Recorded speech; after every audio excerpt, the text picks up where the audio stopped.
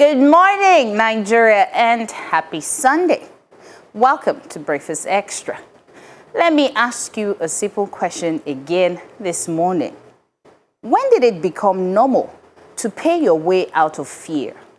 Because these days in Lagos, you're not just driving from point A to point B, you're navigating negotiations.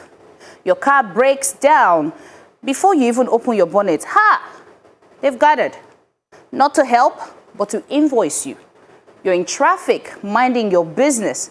Someone taps your window, not to ask, but to demand. And if you don't cooperate, the atmosphere changes. The smiles disappear. The tension rises. Now suddenly, you're calculating. Is it worth arguing, or should I just pay and go? And just like that, peace has a price tag. In Lagos today, you don't just budget for fuel, you budget for fear. We call them area boys. Some say they are homeless. Some say they are hustling.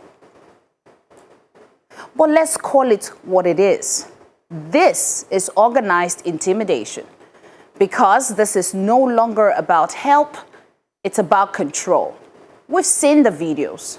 Motorists surrounded, cars blocked, even celebrities attacked for refusing to give money.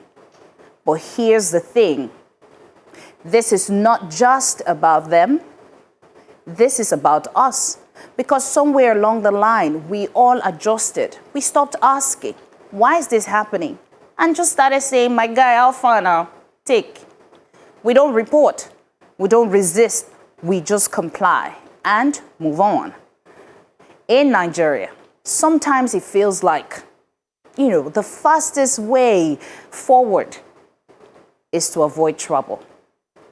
But think about it. When a society begins to normalize extortion at the lowest level, what do you think happens at the top? Budget, I guess. Because the truth is, this culture didn't start on the streets. It trickled down from systems where accountability is weak, from structures where people feel abandoned, from a reality where survival has become the only priority. So now, everyone is collecting from someone. And the average Nigerian just trying to breathe in between. And here's where it gets uncomfortable. We get outrageously loud, passionate when it touches us, when fuel goes up, when elections don't go our way, when something hits our pockets or our politics. But when it's the everyday Nigerian harassed on the road, extorted in silence, we scroll past. No hashtags, no protests, no collective anger, just quiet acceptance. Because maybe, just maybe, we haven't decided that this is a problem big enough to fight. So the next time you find yourself reaching for that money in your small pocket, pause for a second and ask yourself, when did this become normal? And more importantly, why did we start being angry about it? Because a country does not change when people adapt to dysfunction. It changes when people begin to question it, and don't question it only when it affects you personally. Maybe the real issue is not that Nigerians don't care. I don't think so. Maybe it's what we've been conditioned to care about. Because if we can rise for some things, then we can rise for the things that quietly affect all of us.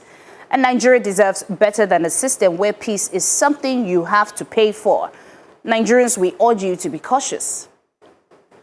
If you don't get it, forget about it.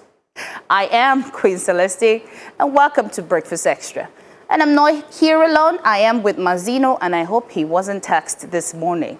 Good morning, Mazino. No, thank you very much. Good morning, Queen. No, I don't live in that part of Lagos. Wow. I choose not to be ostentatious. So you're not going to fight because you don't live in that part of Lagos? I do empathize with people who live in this area, and I've always said that this is a problem. And it didn't start from today. It started from 10 years ago. And I'll explain when we get back here. Or awesome. When you get back here, yes. I will. Good morning. Thank you for joining.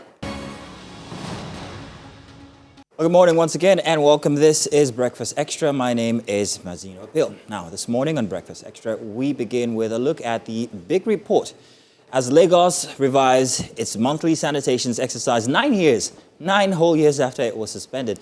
And we're going to examine what this means for compliance, what it means for enforcement, and also whether a policy from the past can address today's environmental challenges, because there's lots of them. On Big Story, we turn to rising concerns in Lekki. Queen has just spoken about this, where reports of extortion and violence by hoodlums are beginning to unsettle residents and businesses. We explore what is driving this shift and what it says about urban security. Also, a viral bread video, a review, has sparked a national debate raising questions about public health, consumer rights, and also business protection. We break down the legal and industry implications with legal practitioner Evan Sufeli and also culinary director Chef Gibbs. In our Focus Africa segment, we look beyond Nigeria to rising xenophobic tensions in South Africa. We unpack the economic and political drivers and what it means for regional stability and African unity with South African activists Convince Mlongo and also the Agatola. I also think somewhere in there we have our very own Ina Massa joining us for this conversation. We will wrap it all up by connecting the thread, governance, safety, and also the system that shapes everyday life. And that will be it inside of Breakfast Extra. Good morning once again and welcome. Before we get to the papers, let's talk about this instance. Tell me. Violence in Lekki, not the one in South Africa. That one we'll talk about. By the way, on that one, I got Vursma clapped. I got beaten. I got attacked. You got nailed. Everything from my belt buckle to my locally acquired foreign accent, which is locally acquired. Meaning we can speak English. They hit me hard, but we're going to come to that and we'll talk about that when we get to that conversation. Hopefully, Inam will be joining us then. However, regarding the instance in Lekki, now this is it. Most of my work history spent in Victoria Island or the Lekki area from when I was 22 or 23. And I remember one time, this little kid who would always come to my window and beg for money. And, I'd always give him money. And, his mother was always in the background. And then all of a sudden, his mother was no longer there. I watched this kid grow for 7 years. And then he disappeared. I disappeared. I went to Abuja and came back. By the time I came back, he was pretty much a grown man. And he was still on the streets. Now, that's the problem. Wow. Yeah. This is deeper Exactly. than but anyway, we will talk about it. I won't say much. We'll talk about it. Let's go on a quick break. When we return, we start with the dailies. Stay with us. Welcome back. Now let's do the papers. I think we'll be starting with The Nation. There's a certain sense of urgency this morning. What's going on? Are we jumping into the papers? You see, it's Sundays. Let's just get this over with. Okay. Let's start with The Nation's. My zero. Don't worry, I'll be calm for you. There's a conversation that I can't wait to see your face. 2027, Makinde under fire over Operation Weighty Remarks. I don't know what that means. Operation Weighty Remark, yeah? Yes. Opposition moves single candidate against Tinubu. Fragmented opportunistic alliance doomed to fail, says Dari. And NAP strikes destroy terrorist hideouts in Northeast. I wish we could see the videos of these destructions, just to give us a bit of gory. Well, we've seen worse. Resident doctors suspend planned strike. Again, issue fresh demands on pay and allowances. Inside State of the Parties Part 3, of course, we can see the heavyweights politicians right there. And right at the top, Bonu Zamfara APC stakeholders endorse Tinubu Shetima Lawal nomination battle hots up nationwide. Oyedele Keyamo moved to cut evasion for her cost and support airlines right after I've bought a ticket. That is not good. if you're lucky, you'll get a rebate, maybe even on your next purchase. I hope so. But yeah, that needs to come down. It's there's nowhere to turn now when it comes to transportation in Nigeria. It's unfortunate. So something else. For those of you who can't ride bikes, let's move on to the Sunday Tribune. Thank you for shading us. Sunday Tribune, big headline here. Opposition parties unite against APC. Didn't they do that under the ADC? Say it is time to rescue Nigeria from Tinubu. Resolve to field single presidential candidate for 2027, only 10 months before the elections. Well, let's see where that goes. We hope that at least there could be some unity this time among whoever these members would be, because that seems to be the one determining factor as to whether there is an actual opposition in Nigeria. The disunity within the parties itself is crumbling. Ahanatu's comments yesterday, by the way, made me go down and research a lot about the... Ahanatu yesterday had said that the the LP rather, cannot field a presidential candidate because of what I term sabotage from the inside. What I forgot to ask him, and I am sorry. Now, this would be sabotage by whom and in cahoots with who? That was the question I And he did mention some people came from the PDP. His words, not us. Now, at top of Sunday Tribune, resident doctors suspend planned indefinite strike as FG restores PAT. Congratulations to them and to Nigerians. Many injured as container from articulated vehicle falls on tricycles, motorbikes in Ibadan. So video. I don't want to see it. Yeah, jinx. Jinx. Freezing my eggs, best decision ever, says Ashmusi. I'm sure Take 3 will handle that conversation. Take 3 during the week starts at 4 p.m. every single day. They will do that. And ADC tackles presidency defense Tinubu's democratic credentials. All right. Let's do the Vanguard now, Queen, shall we? We shall. Sunday Vanguard. And I was hoping you would read this because of... I don't want to be distracted, so henceforth the Vanguard will be taken only by Queen. I see that. It's too distracting. Right at the center, doctors hunted for saving lives. Chilling stories of arrest, detention, extortion. Police complaints would be reviewed. Why are they hunted if they're saving lives? Well, we'll have to read that. Besides it, rent-seeking economy rigged against most Nigerians, says Dele Oye, ex-OPS boss. Tunji Ojo credits Tinubu for Interior Ministry gains. You find that on page 6. And right beside that, it says, actor Mercy McJoe on graduation from Harvard. Again, that should be take 3. Vanguard. Yes. Vanguard, come closer. So now I would have expected to see her in a graduation dress. Yes, in a suit. Yeah, well, it's such distracting pictures the Vanguard chooses to use. Well, it's a reminder that she's an actress. Well, remind me that she's also graduating from Harvard then. Well, isn't that the subject? I like the little cartoon right there. You guys bought a native bulletproof charm. It was tested on a goat, but the animal died instantly. The native doctor was arrested and locked up. Good. The dead goat is evident.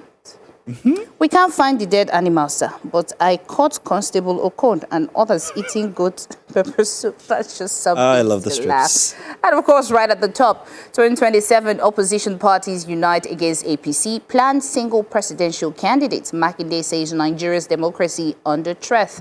Race for Tinubu's NOD. How Baba Sokme politics is shaping next elections. ADC shows strength in 22 battleground states. All right. Sunday Punch newspaper is next. First off, political bigwigs unite as APC mocks consensus plan. And Atiku Obi Makinde Amechi Mark mobilized 14 parties against Tinubu. Alliance delusional, doomed by personal presidential ambitions, says the ruling party. Not far from the truth. Panic over abducted, redeemed CAC pastor families. And ADC Kwankwaso Obi rally northern leaders against Atiku. Hang on a second. Isn't that the same party? you get what I'm saying now about opposition. To the side of the main story now. Xenophobia, Nigerian slam FG's weak response. Hail Ghana's action. Ghana has summoned, they've called for diplomatic talks. Yeah. Nigeria is meanwhile still telling Nigerians to be cautious. who are in South Africa to be cautious. I think we need to do much more than that. I think we need to engage in talks, and I mean serious talks this time. But I think the issue is far more than any diplomatic talk can handle at this point. I don't think it's something that I think it's an orientation problem. But I'll save all of this conversation until we have our guests here. FG registers 3,613 refugees as asylum seekers rise by 322, and Delta man hires gang to kidnap benefactor. O'Shea. How law school posting made Christian lawyer embrace hijab. That's not a very bad thing. Wow. It might just be a preference. Wow. Nothing to write home about. Well. All right, do we have any more? I think that will be all, but sincere apologies. I did not mention the Vanguard Awards happened this week and stars stepped out. So sincere apologies on that. It's right there at the front page of the Vanguard newspaper, right at the top of our Harvard graduate. They stepped out. All right. That's all for the dailies this morning. Okay. So we're going to be going into our first conversation. Do stay with us. We'll be right back inside of Breakfast Extra. Welcome back. And of course, our first big report. 9 years after it was suspended, Lagos is bringing back the monthly environmental sanitation exercise. For many, this is familiar territory. For others, it feels like a return to an older model of governance. The state says it is about restoring order in a city battling waste, flooding, and rapid urban growth. But beneath that is a more pressing question. Can enforcement change behavior in a city that has evolved far beyond what it was nearly a decade ago? From clogged drainage systems to inconsistent waste collection, the environmental strain on Lagos is visible. You can see it out there. So authorities insist this policy will drive accountability and improve hygiene and also reduce flooding risks. Yet concerns remain, how will enforcement be carried out in a megacity where movements drives livelihood? So, well, will this be a shared civic effort or another layer of pressure on already strained residents? Our correspondent, Israel Ifirobo, he went out into the communities during his sanitation. He spoke with officials and also tracked the reactions of some of the people out there. Let's take a look at his special report from yesterday. The Lagos State government has gone ahead to implement the environmental sanitation exercise, to reintroduce that exercise. And we have followed the first leader of the state, Dr. Ibijake Sanwo-Olu, round Ikoyi Obalende LCDA to monitor compliance level of this exercise. And it has been tremendous. The turnout has been amazing. But to also give us more insight on how this has panned out today, we have got the Honorable Commissioner for Water Resources and Environment, Mr. Tokumba Wahab, here to speak more on this. Honorable Commissioner, we were together yesterday. We spoke about this, and today it has come, it has happened. What's the assessment from you? Well, the assessment is to say thank you to Lagosians. Let me start with that. The level of compliance is much more than we expected after a 9 years hiatus, and then we introduced it, build up to it, and here we are. So just to say thank you to Lagosians, compliance had been over 95%, and you can see it yourself. We drove around, and we just say thank you to Lagosians. So we saw that in some areas, some Lagosians were sitting idle. What do you think could be attributed to this? Started from 6:30. If you woke up 6:30 and you cleaned your environment, we don't expect you to be out doing any other thing. Some did theirs a night before, like we saw around Obalende here. Bottom line is, people are cleaning up their environment. It's to build that culture. And 120 minutes in a month shouldn't be too much for ourselves. How well do you think the state government has done in terms of trying to enlighten people so this culture can build on from what we have witnessed today? Advocacy, messaging, and that's what we'll keep doing. Thank you very much, sir. Okay, so Jerry, you've spoken about this, and indeed the First Lady is still on tour right now, looking at how the compliance level is ongoing here in Ikoyi Obalende LCDA. Environmental sanitation is back in Lagos, and it seems as if Lagosians have been waiting for this for a very, very long time.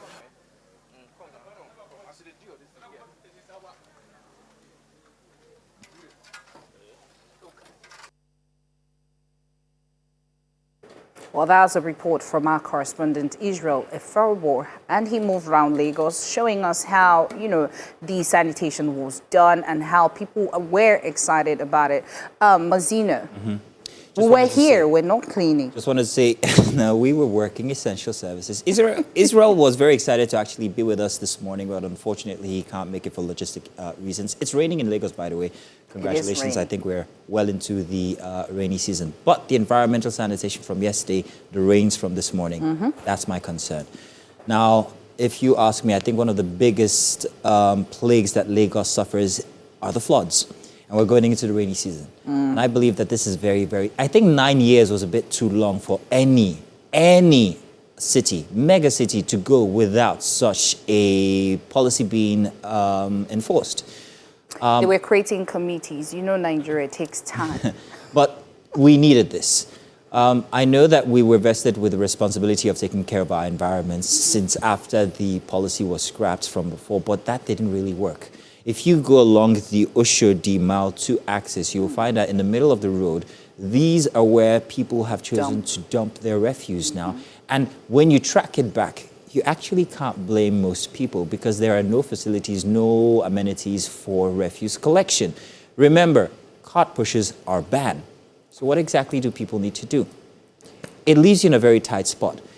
The environmental sanitation coming back is something that I applaud. I wish that I could have been a part of it because I remember it was culture for us growing up in the 80s. It was. We used to always look forward to it, and even after every exercise, we'd buy drinks, we'd play football. It was a good time to... Your neighbor's going to knock your gates and say, come out, we're awake. Exactly. And I think it's something that we also need to understand that different cultures, get different situations.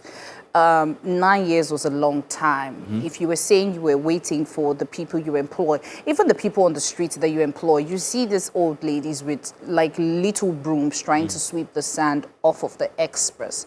I feel like we can do better than that. And the refuse did not just appear there. We agree that, flood can sometimes wash some refuse to some places where it's stagnant, but where you're living has to be clean for your own sanity's sake. I don't know how people, I don't know how people live. Now, look at that now. You can see what I'm talking about. Right in the middle, this is Lagos. Yeah. This is what you see across Lagos, which is very unfortunate. This is Lawansin. This is, I took this route coming to work yesterday. Don't try to track me. Follow me only on Instagram, please. Wow. But don't follow me home. But this was my route yesterday morning, and so I think this is sanitation where they have to put in the middle so the cars can come and take them. No, this might be, but this is often also the case when it's not environmental sanitation. Because there's nowhere else to put it. There's nowhere else to take it. All the gutters to build shops. Well, then there is After they build the shops, you now see an X sign on it to move by some kilometers after you watch them build it. I spoke with Israel yesterday after he came back from his efforts with the Honorable Commissioner for Environment, Tokumbo Wahab, there, whom we saw him speaking with, and he said something that the Commissioner actually observed something, and he did as well. Very interesting was the fact that Lagosians, when we're talking about compliance, Lagosians were actually enthusiastic about yesterday's exercise, in some parts at least, from what he told. And the fact was that people actually came out the night before to start the cleaning. And I think that must be one of the places he was referring to because he told that they had even already put out their refuse on the streets.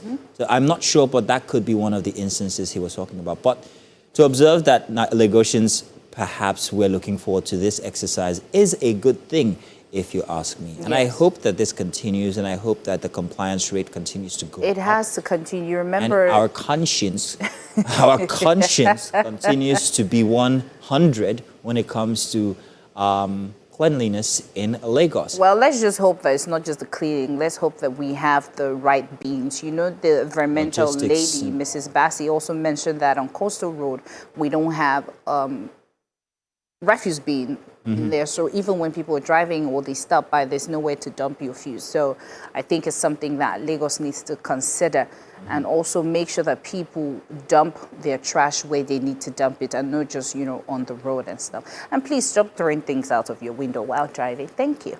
An interesting instance from yesterday as well was the traffic situation just before the sanitation. I don't know if you witnessed any. No, I did it. No, you didn't? I'm leaving But there from was a another mega part rush of for Lagos. most people to get out of home just before 6 a.m.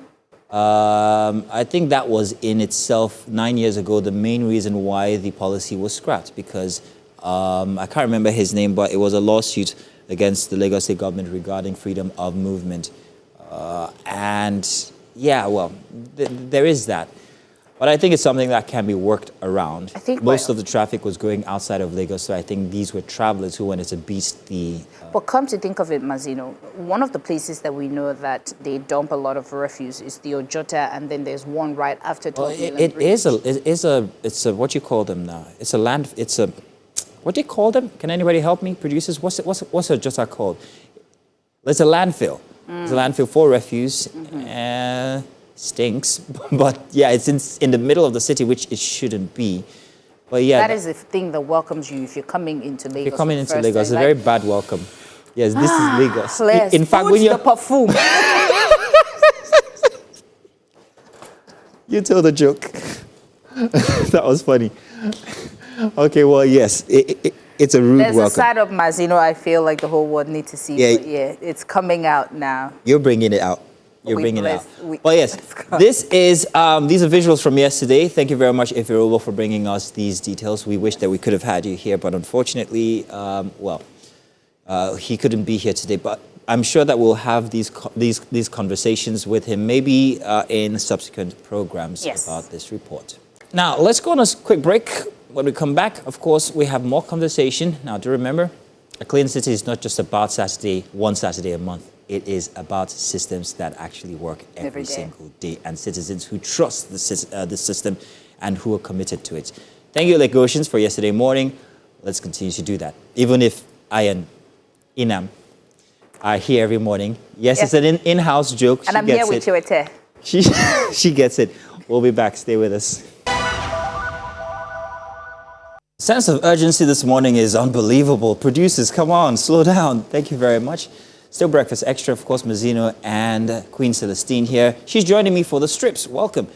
It's that segment where we take the editorial cartoons from across the week and curate them for analysis here, albeit that it's often very fun, but very serious at the same time. Somebody once said the best way to get you to understand something or take it seriously is to make you laugh and then slip it in there while your mouth is open. Bitter, but then you get it. So, the strips. Queen, are you ready to join me today? I am ready. Fantastic, good Always to have ready you. for the strips. So I've got a couple of notes for the strips that we're going to be seeing today, but let's start with this one here now. Nigerian businesses are going through a very tough time lately. It hasn't been easy for anybody, especially if you're an entrepreneur, which you are, aren't you, Queen? Let me first ask you before visiting this, how have you navigated, and I use that word very, very deliberately, through the system lately? Well, navigating on rocks. That's all I can say. It's not Let me been show easy. you here. Show me. We live or we die. Businesses navigating through the Nigerian instance. Nigeria. Let's get. I need them to see this. Nigerian business environment. These represent the Nigerian business environment. All the landmines that you have to navigate through. I'll read a couple for you. Tax, sleaze, defective policies, poor power supply, taxes. What's that one I can't see? High interest rates. There are so many. You see these CEOs packing their bags, and it's like as if they're they're doing some Mission Impossible type routines out of Nigeria. Can you blame them, however? We have other strips that we're going to talk about that will actually relate to this, regarding the policies and efforts that Nigeria is putting in place to try and make things better for Nigerians. But is it working, you ask yourself? Most people seem to think that it isn't. Businesses are running away, and those who still remain, even indigenous ones, are finding it very, very difficult to navigate the system that seems to want to tax every single bit out of you. I've got a small business myself, and trust me, it is rather difficult, I will admit, on a personal level. Now, Queen, How's your business doing? To be fair, all I can say is if you're a business person in Nigeria, well done to you, because you're not just trying to get customers, you're also fighting, not having the basic amenities in Nigeria. We're talking about light, good road, transportation, delivery service. Lately, if you want to deliver something, you have to literally beg the service that is urgent. If not, they take it from you and then they roam to look for other people before they deliver to whatever Everybody's trying to make a area. quick buck. Yes. There was a time I sent something to my sister. It was a lot of things, and we ordered an Uber. And this Uber did not get to my sister. So from my house to my sister's about an hour. He left at 11. He didn't get to her till about 7 p.m. So something to think about. Let me give you my instance. Not my instance, so something I saw on the Instagram last week. A gentleman putting up solar panels on his building, getting taxed for doing that. I know somebody who uses solar panels for his business. Not me. Not me. Don't tax me. And this person is totally taking himself off of the grid because he cannot help the situation anymore with regular power. Now, tell me that you're going to tax him for actually buying and installing these panels and also taxing him for the sun. Taxing him for the sun. Are we there yet? Is this what's happening in Nigeria? It's something we need to ask. There must be a reasonable explanation on the part of the government. There must be, but we'd like that communicated to us very well. Perhaps maybe that will be the start of conversation or understanding. Let's move to our next strip, shall we? What do we have? Now, this, by the way, was a Sukwo, and it's from Business Day. Business Day, by the way, recently loved the strips. Been loving it. Now, our very next one, please, if you don't mind, guys, let's take it away. Okay, good. Bulama Daily Trust. Very interesting. Bulama this time is not representing us as mother and son, or rather father and daughter, or as mice. It's a very interesting look at what should be the focus for 2027.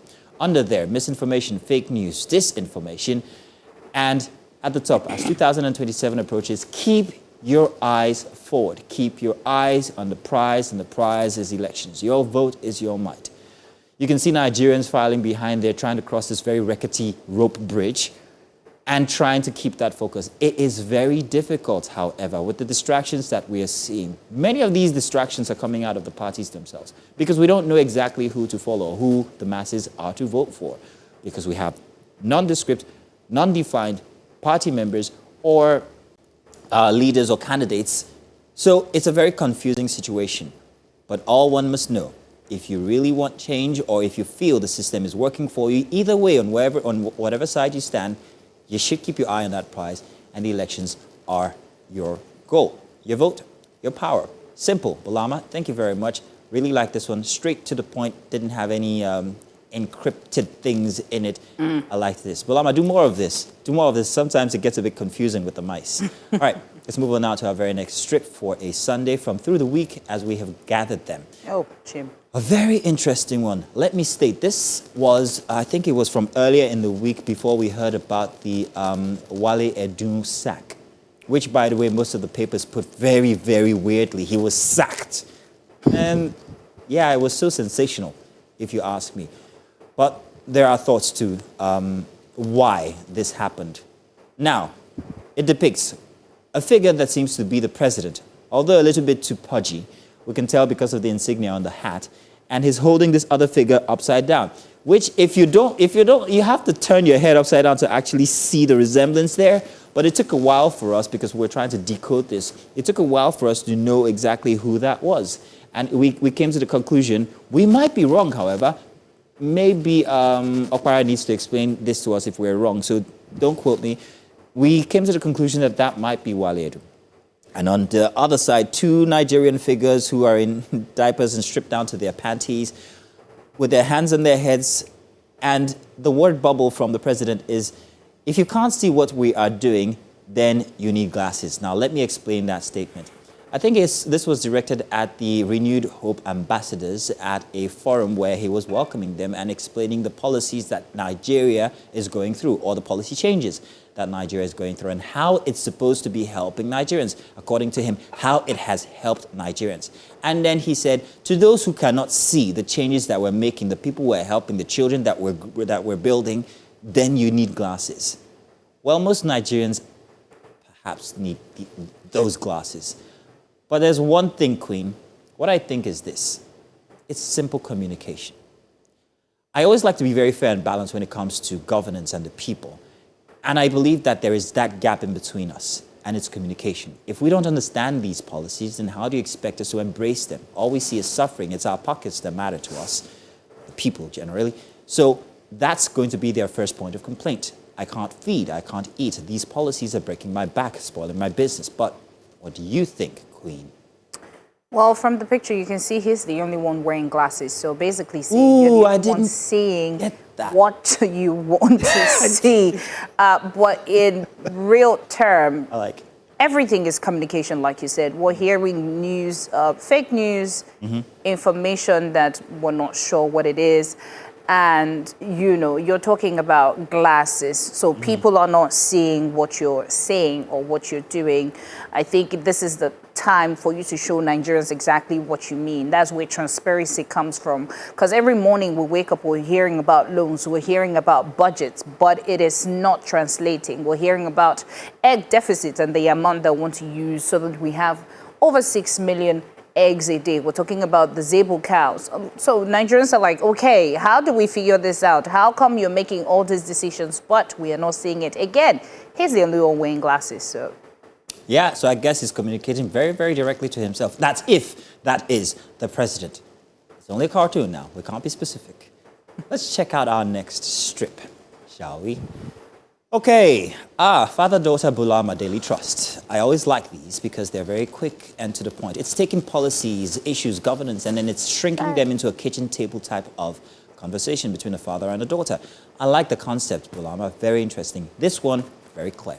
Dad, mention one consistent thing about this government. Borrowing, quick, sharp, that's it. The newspaper he's holding, however, should be of interest to you because inside of that interest, it says, Tinubu seeks another $516 million loan. Yes, again, during the week, we heard that Nigeria is going for yet another loan. It's it adds to the queue of loans that we have been borrowing. But I want you to take a closer look at this picture here. What you see is not just a kitchen side table between a father and a daughter. It's actually between the present and the future. We keep borrowing these loans. Who exactly is going to pay for them? Are there fiscal policies in place that will definitely help the process of repayment? How exactly is this process going to happen? Once again, the topic of communication comes in. But it's a very interesting note to take that if you're borrowing, your generation, who's going to pay these back? Will you be there to enact or make sure that these policies are enforced and we get back these monies and pay them? And how exactly? What do we have? Are we increasing imports or this? Or are we going to be taxing Nigerians again to pay back these loans? These are very serious questions. They might be individual in their concepts or sense, but they all add up to the big question, why are we still borrowing? Queen, your take. Why are we still borrowing? From the last strip, you could see that they're shaking everything that's left in your pocket. They strip you to get all the money. Subsidy removed, taxes, bill, band A, band C, band everything, flight ticket, bus ticket. I wanted to say something about the last strip. You recall that it was Wale Edun, and we suppose that this was before he was fired by the presidency. And I wanted to tell, can we go back to that strip from the previous post? I think it was Business Day. Yeah, the shaking. Now, this is an attempt to actually, I have to be very careful.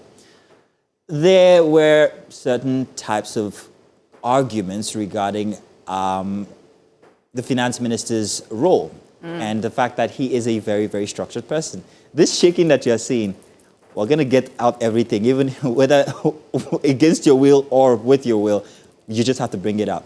And there are discussions or arguments that that's what might have led to his being replaced.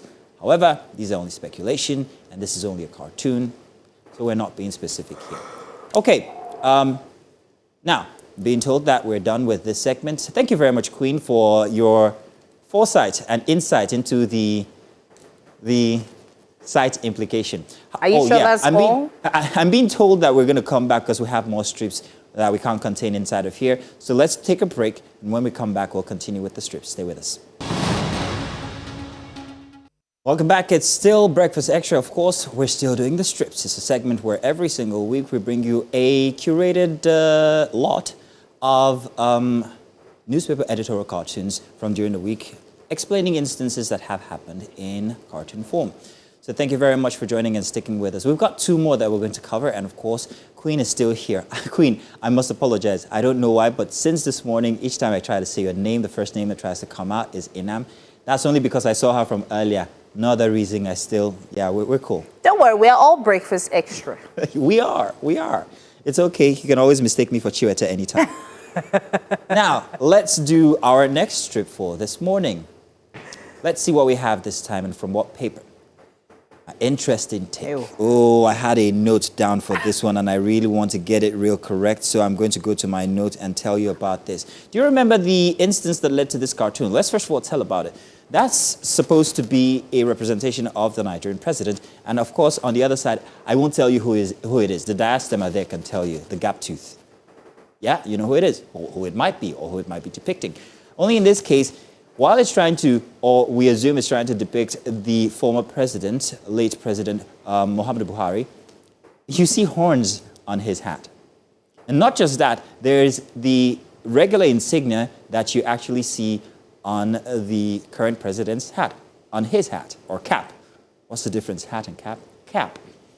The air bubble here says, I need an exorcist. The evil of a decayed economy lives in me. Many people agree that the Buhari regime saw Nigerians suffer. But the pepper then was not pepper soup. Now, it is a grand pepper soup. However, the excuse, and this was during that same forum where the president was addressing renewed hope ambassadors at the presidential palace in Abuja, he said these words. He said, I took over from myself. What he meant was he and the past president were one, were together. They worked together. And perhaps maybe also trying to relate to us the fact that the problems that we see are not his, and he's just simply helping to make sure that they're cooperating. It's a system that's cooperating with the previous system. So it's like trying to push the evil of what we're experiencing now into the past. I don't know what you think about this, Queen. They're both wearing glasses. Queen, a bit deeper this time, but yeah, they they can see if they have the foresight. So the thing here is, from this cartoon, you can see that it's depicting that former late President Buhari is a puppet in Tinubu's hands. Of course, he's wearing President Ahmed Tinubu's signature cap, and what it says basically is it feels like late President Buhari wasn't ruling. It was, President Tinubu who was ruling at the time. For him to say, I am him, he is me. And, it's just, again, for Nigerians to understand the things that happen behind the scenes and, what to expect. A very interesting take, once again. There, I think you should be the one doing the strips from next week. Producer's note. Queen is indicating that this is going to be a thing. So yes, indeed, President Bola, remember I said I had notes. He stated I took over from myself around April 6, 17, 2026. He was addressing the Renewed Hope fans. And of course, he was explaining that because former President Buhari was his partner and they shared the same administration agenda, he essentially succeeded himself. Congratulations to him. And of course, hey, it goes with what I was saying. This happened at the presidential palace, Abuja. I keep calling it palace. And the truth is, this is his quote. The truth is, I took over from myself. The late Buhari is me. He was a partner. If I took over from him, is that not from myself? So he noted that if there were issues with the inherent economy, this is it. If there were issues with the inherent economy, his administration would correct it. So we are here to save you all. We swooped in with an S on our chest and a cape on our back. And you guys should be glad that we're here. And these ills that you're suffering are not mine. I'm simply just a savior. That kind of like didn't go well with a couple of people. Hence why we have this editorial cartoon here from Business Day and Okwara again doing his thing. encrypted once again. Do we have another one, or is this all we have for today? Yes, I don't need my phone for this one because it's something that we are all suffering through. This, once again, is Bulama from the Daily Trust. And in this, of course, Nigerians suffering under poverty. And the president, or whoever this might be, I am inspired to break the shackles of your poverty. Yes, I am. After 2027. So once again, that rhetoric of don't worry, my administration is working, we're coming, we're going to help you guys out of this mess. Because it's not my mess anyway. Remember, I inherited it from myself, the puppet on my right hand, if you remember from the last post. But just you guys keep on keeping on. We're going to get through this until 2027, then boom, we'll solve these issues. It's simple, it's quick, it's concise. It's Daily Trust and Bulama doing his thing once again. Thank you very much. Do you have any take? Well, you said it all. It just feels like everybody right now, including the president, is more focused about the elections than what's happening around, the world or around Nigeria to be exact. So it's really sad that whatever is happening now is not really their concern, although they say it's their concern as they have put a lot of committees in place to figure out, they've given us Lagos Coastal Road, we're waiting for the Sokoto Badagry Road, we're waiting for the eggs, we're waiting for Zebu, we're waiting for so many things. Everything has been, put in place. That's all they will say. So again, maybe it's after 2027 we'll see the results. Thank you very much, Queen, for helping out with the strips for Always welcome. We do this every single Sunday, so if you have any that you think you should bring to our attention, well, do that. You can follow us on all social media platforms. We're at News Central TV. And you're welcome. It's time for our big story this morning, and of course, we have our very first guest in the studio here. Dr. Bonjubola Abiri is going to be joining us for a very interesting conversation as Nigeria ranks 4th in world use for cannabis. A very interesting take here. Nigeria now ranks 4th in the world for cannabis use. Now, that finding comes from the United Nations Office on Drugs and Crime. And it places the country behind only a few heavy use nations globally. Now, it's a statistic that forces a difficult conversation, not just about drug use, but about public health enforcement and the reality on the streets. For years, cannabis has remained the most widely used illicit drug in Nigeria, from urban centers to rural communities. And its presence cuts across class and also geography. Enforcement has been aggressive, led by agencies like the National Drug Law Enforcement Agency, yet usage numbers remain high. That raises a deeper question. Are we dealing with a failure of enforcement or a gap in education, rehabilitation, and policy? And also, what are the effects on the people themselves? Now, well, beyond the headlines, this is about young people, access, and the systems meant to respond. It is about whether Nigeria continues down a strictly punitive path or begins to rethink its strategy in line with global shifts towards treatment and harm reduction. So joining us this morning is Dr. Bonjubola, a public health expert, to help us unpack what this ranking really means and what Nigeria may be getting wrong or right in response. I hope I did not murder your name. I stabbed it. You killed it. I killed it. when you said the name, she was like, let it breathe. Let it be. Yeah. See, I am learning. It's like Bonjubola. Bonjubola. I apologize. It's fine. You're welcome. It's fine. Thank Good you. to have you here. Thank Lovely you for to be here too. joining us. So Thank let's you. talk about this now. Cannabis. First of all, from a mental health point of view, people argue that there are advantages, and I don't get this. Are there? Aren't there? What exactly? I know from a health perspective there might be, but as an expert, do tell. So the first thing I would like to do this morning is to clarify when they say we're the 4th largest user worldwide.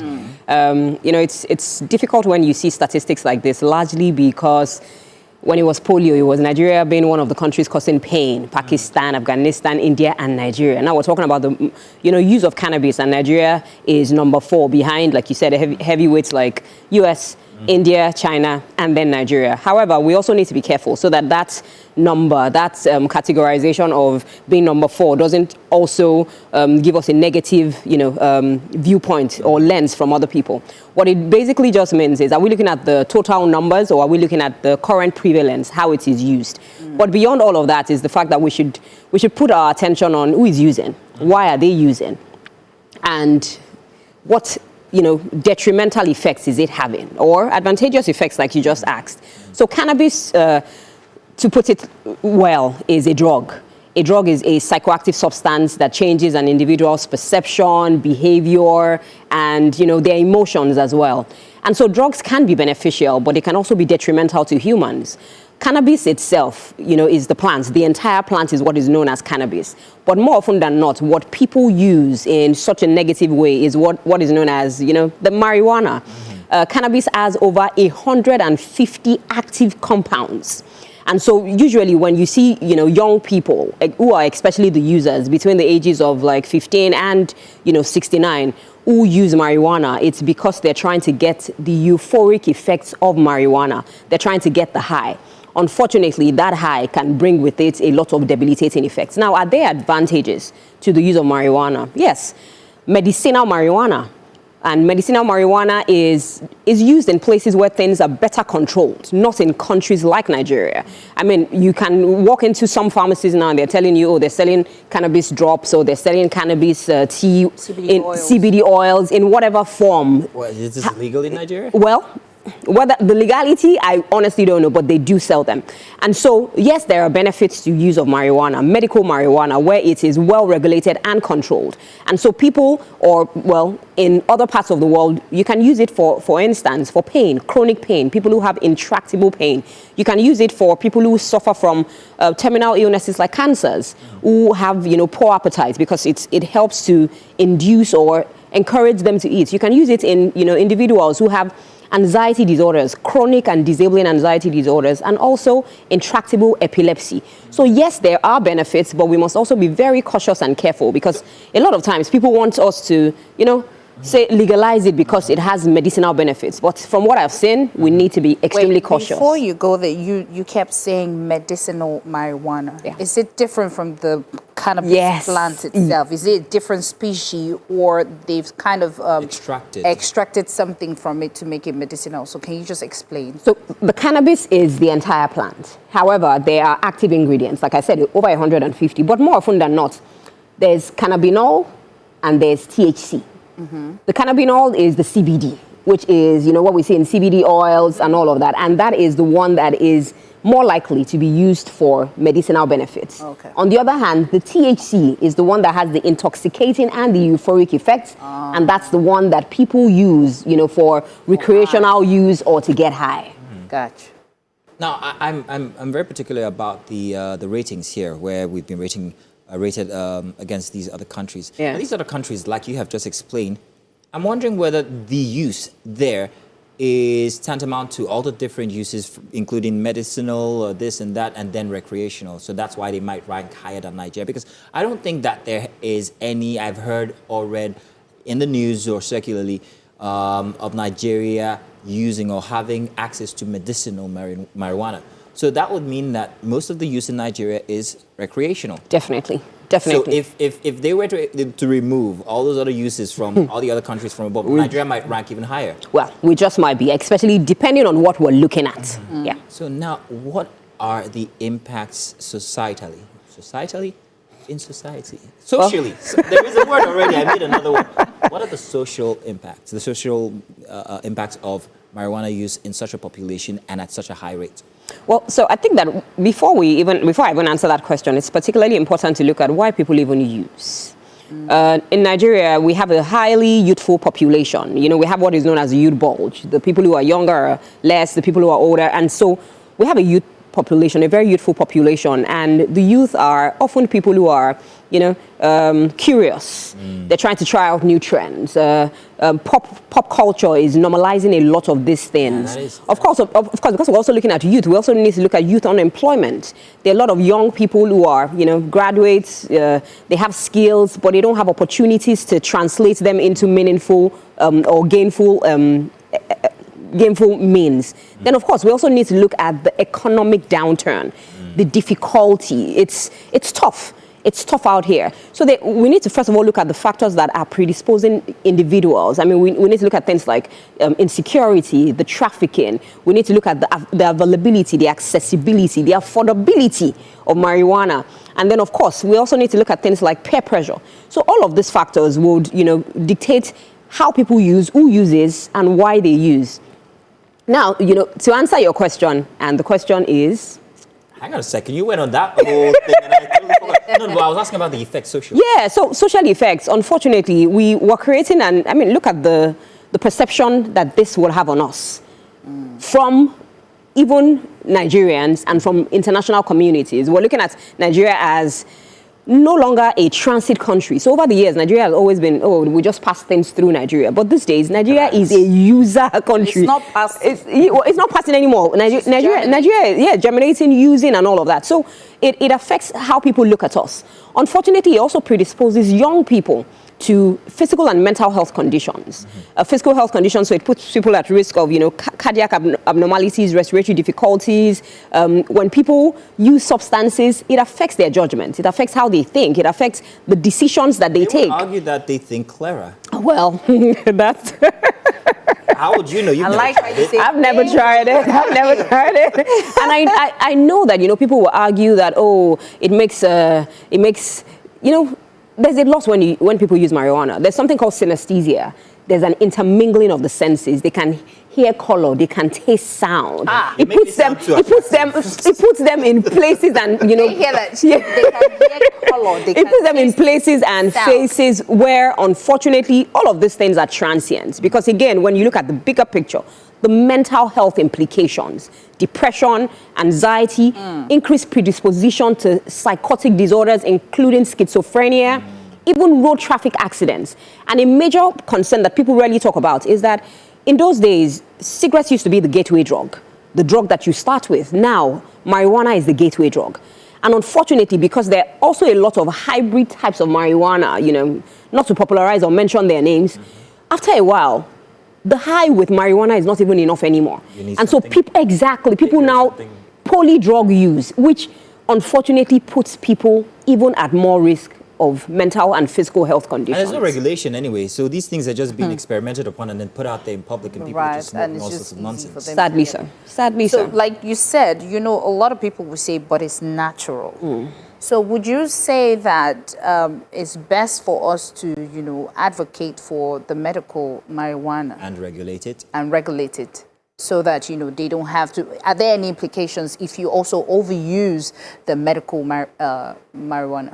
So I have sat at the end of many tables, seeing a lot of young people and some old people, unfortunately, who have continued to say things like it's natural, it's God's gift to man, it's from the ground, and as such, it does not cause any problems. Yeah, but unfortunately, you see these people deteriorating in their lives with not just mental health breaks, but inability to finish school, inability to, function in a family, going into other vices like gambling, commercial sex work, and all of those things. And so, for me, yes, regulations have to be in place, policies have to be there, and we need to enforce our rules. Even if medicinal marijuana will come into the country, I don't think we're ready. That's why I'll tell you. There are a lot of things that we need to get right, first of all. If medicinal marijuana has to come into the country, then definitely it has to be very highly regulated. It has to be given to the people who genuinely need it. But the honest truth is that many of these things will still filter in. And I think that the most important thing that we can arm individuals with is education. You need to know. You need to be aware. You feel like you know because you've been watching some pop star or pop musician using it for over 3 decades and nothing has happened to him. But your own genetic predisposition is clearly different. And you don't know what they do behind the scenes. You don't know what they do. And unfortunately, a lot of individuals who make these things, who sell it to people, lace it with substances that, including, unfortunately, fecal matter. Oh, no, stop. Well, that's the truth. But many of them don't know. And then even when you do tell them, they're like, no, my plug won't do that to me. So, you got it. My plug won't do. You got a plug? Martina. You know the powers, you know the word to use. I mean, I hear these things almost every day. So how much of this is linked to the prevalence of mental issues in the society? Very highly linked. Very highly linked. Like I said, I sit at the end of many tables. If there are people who use marijuana first time, and that's the end, they develop a psychotic illness. So again, depending on what the components are, what the exposure is, what the individual has used, what the individual, vulnerability is. Some people's, in some people's families, there's a predisposition to mental illness, like schizophrenia, but they don't know. And all that they need to do is, something I usually like to describe it as Russian roulette. You pick up, you don't know when the bullet is going to come, you don't know when it would hit. So many times people need to be informed, to be aware, and to understand that while someone else might use it and do, quote and unquote, well, because even that well, I question it, it's not for everybody. Wow. For me, I think the question is, we're always concerned about fake paracetamol, fake malaria medicine, fake this, fake that. We're shutting down this pharmacy. How come we've not found where the loophole of this cannabis is coming from? It's indigenous. Have you been to Sapele? Oh, sorry, it's from the ground. It's a yam. No, go to Sapele. Cassava. I'll tell you a story. Riding past. My today is really funny. They leave me. Riding past through Sapele one time, and I was hit by this big, what do you call it, wafts of smoke or bellowing smoke. You felt it. To say the least. because it was being, my point is, it's being farmed indigenously in these spaces. So whether you like it or not, So it's a good thing if it's being farmed. That way we can now empower them to make it medicinal than, being local. So we don't really need to create $1 million budget to get China to come and do. Well, how much research has Nigeria put into? I'm sorry, you're still here. How much research has Nigeria? You see, this is how. But yes, please advise us to how much research, how long do you think it would take for us to fix this and make this right? Well, so it would take concerted efforts from everyone. From individuals, from family members, from clinicians like myself, from government agencies, to ensure that we know exactly what we're doing and we know exactly what it is that we're trying to achieve. What we're trying to achieve is that even if we will grow this thing, and to be honest, I don't know that you can totally eliminate it. There's a lot of work going on, especially like when your introduction by agencies like the NDLEA, but they're outsmarting the system, and they will continue to do this. So I think we all need to be interested, because if we keep quiet and say nothing, the detrimental effects will continue. And so people like myself, people like other clinicians, people like Mazino, who is talking about it, people like Queen who are talking about it, people like religious leaders, we all need to be interested and ask what exactly it is that we can do. Of course, at the end of the day, we put it at the foot of the government, and we're talking about legislations, we're talking about policies, but all of those cannot be enacted, or they can't even be put in place if they are not foiled or given information about, okay, this is what we found, this is what we think will work, this is what we should do. It's a lot of work. And until we get governance right, because again, it's not just, it's a health sector thing. It can be a health sector thing, we champion it, we go ahead with it, and it fails woefully. But if it comes from the top, if it is driven by the top, by research institutes, by research agencies, by concerned government organizations, to clinicians, I believe that we'll be able to get an even better outcome. So would you say that if Nigeria joined other countries that have legalized cannabis, it will, because for other countries that legalize it, they make revenue out of it. So would you feel like that's another revenue for Nigeria? Or again, we're going to misuse the opportunity? Again, I don't think we're ready. Money is good, but money is not everything. Blood money is bad. I like that. Marijuana money. Yeah. So you see, even in places where we say it's been legalized, there are still people, which is why I'm saying sometimes you can't beat the system, no matter how hard you try. There's still people, I've had patients that have flown from some of those countries where it is legalized, that unfortunately, because either they can't get the legalized type, or the legalized type is not giving them the kind of high that they want. So again, remember, it is not as potent as the one that is for recreational use. So they still go out and they get something else. So just because there is medicinal, just because there are regulations, just because there are policies, does not mean that every once in a while you still will not have the other ones filtering in. And so our goal should be beyond monetary gain. Our goal should be about having a community or an environment that is safe and sane for everyone. Yes, we can, put in place legacy of policies. We can put in place laws and all of that, but we must know exactly what we're doing. Otherwise, we'll be in more trouble than we even are in right now. Because we're inside it. We are. It's a ticking time bomb, if you allow me to say that. Mazino. I was just wondering what the immediate effects or the telltale signs of people who actually use marijuana are, because you sat on a lot of people, like you said. What is it? I mean, and this goes beyond class. It goes beyond status. Yeah. There's people who use it across. She said from 15 to 69. So what are these not that I need to know. I don't want to judge anybody, but it's just good to be informed and aware. So sometimes, like I always say about mental health conditions, sometimes you may never know. It is rather unfortunate that many parents do not know until at least 2 to 3 years after their children have started using substances of abuse, including marijuana. And so sometimes you don't know. It's the reason why the index of suspicion must be high. It is here with us. We have young people who are inquisitive, they're asking questions, and so we must have conversations with them, make them aware. One day my daughter just came, "Oh, Mommy, do you know who RVC is? Do you know how he died?" Substance. The information is there whether or not you are giving it to them. So you have to be on top of, the situation. Sometimes you may know, but you push it aside. In those days, I remember how they used to say it takes a village to raise a child. Neighbors will call you and say, "We've seen your child walking with people, in one corner, associating with people with questionable character, stop by this place." Sometimes people tell parents, but parents are in denial. "Oh no, I know my child. I know the child that I raised. Oh, my child would never do that." So sometimes information gets to you. But as a parent or as a caregiver, sometimes you may know because your child changes. Personality changes. You have this child who used to be very outspoken, but the child becomes very reclusive, keeping to self, closing doors and not wanting people to come in. Sometimes it's a decline in academic performance. Sometimes it's a child who was very quiet, very respectful, now becoming extremely daring. Sometimes it's a child who is using excessive sprays just to cover up, exactly, including sweets, minty smiths. Yeah, sometimes you notice things like sleep problems, appetite problems. You notice things like, this individual wanting to take risky behaviors that otherwise they would not take.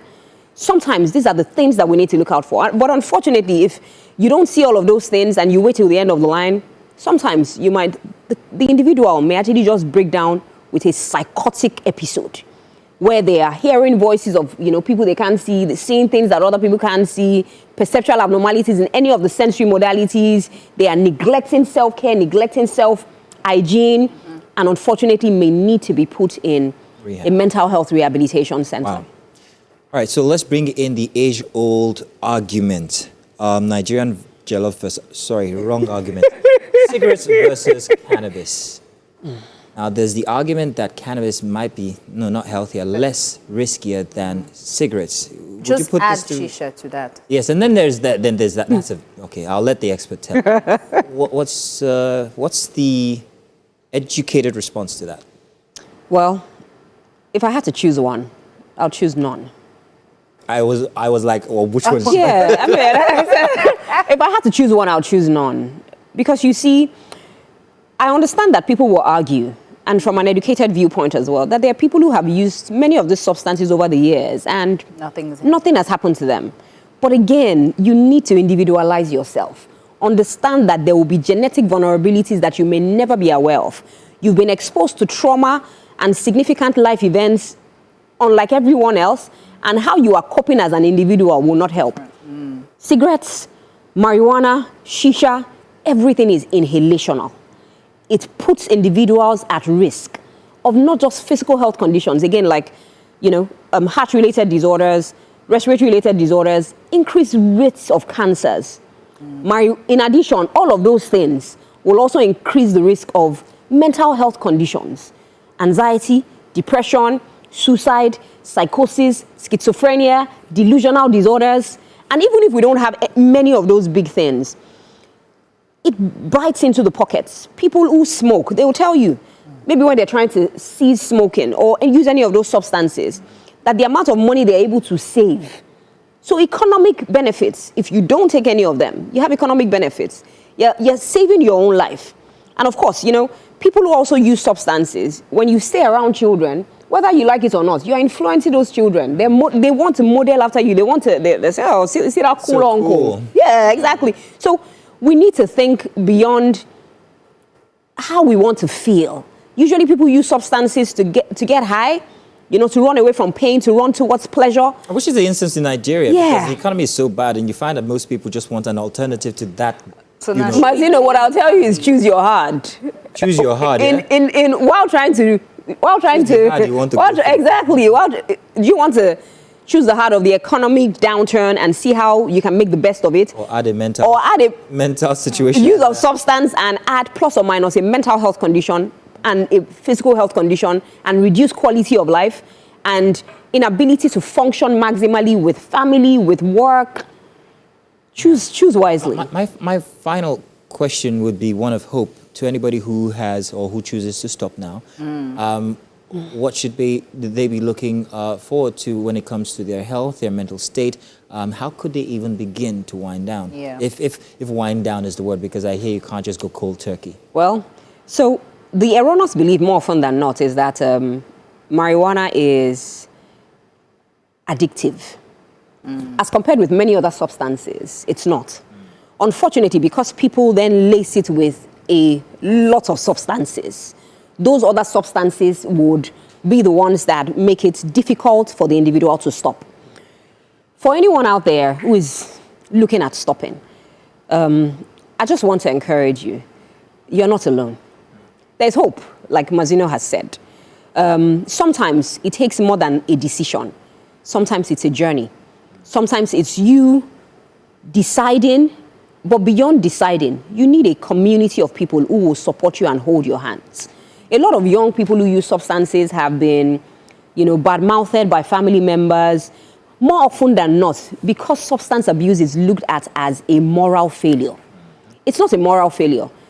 Initially, you know, when the individual is experimenting and trying to find out something, it may seem like a moral failure, but over time, it becomes a disease of the mind that then impacts on the mind and the body. And so for anyone who is looking at stopping, it's possible you can stop. Yes, you might feel like there are perceived benefits, but you also want to ask yourself, are these benefits worth the risk that I'm exposing myself to? Help is available, but you know, you need to make that call and be consistent to it. It's not just about, oh, I want to stop it now, and then in 2 weeks, I'm like, I want to go back, which is why it's not a journey that you will walk alone. It's a journey where you need to walk with experts, specialists, who would, if you need medication to help on your journey, not everyone needs medication. There can be medication. If you need psychological interventions on how best to stop, there will be that. And then if you need social interventions on how best to stop, including, if I go through this path, like Mazino was driving and he felt, you know, that smoke, maybe I should go to somewhere else. Maybe I need a better job. Maybe I need, you know, to change my friends. There's a lot. The treatment modalities are biopsychosocial. So it's a lot for biological, use of medication, psychological, focusing on psychological challenges and treatment. Medication to actually be able to stop something? So some individuals who are psychotic. This is interesting. What? Oh. Yeah, some individuals are psychotic. Yes. You know, hearing voices, maybe schizophrenic or having schizophrenia already, may need medications to help them stop.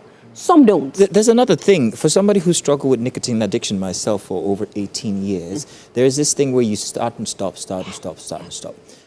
Can you encourage people, especially people who feel if I backslide, like the SU people would say, if I backslide, that is not the end?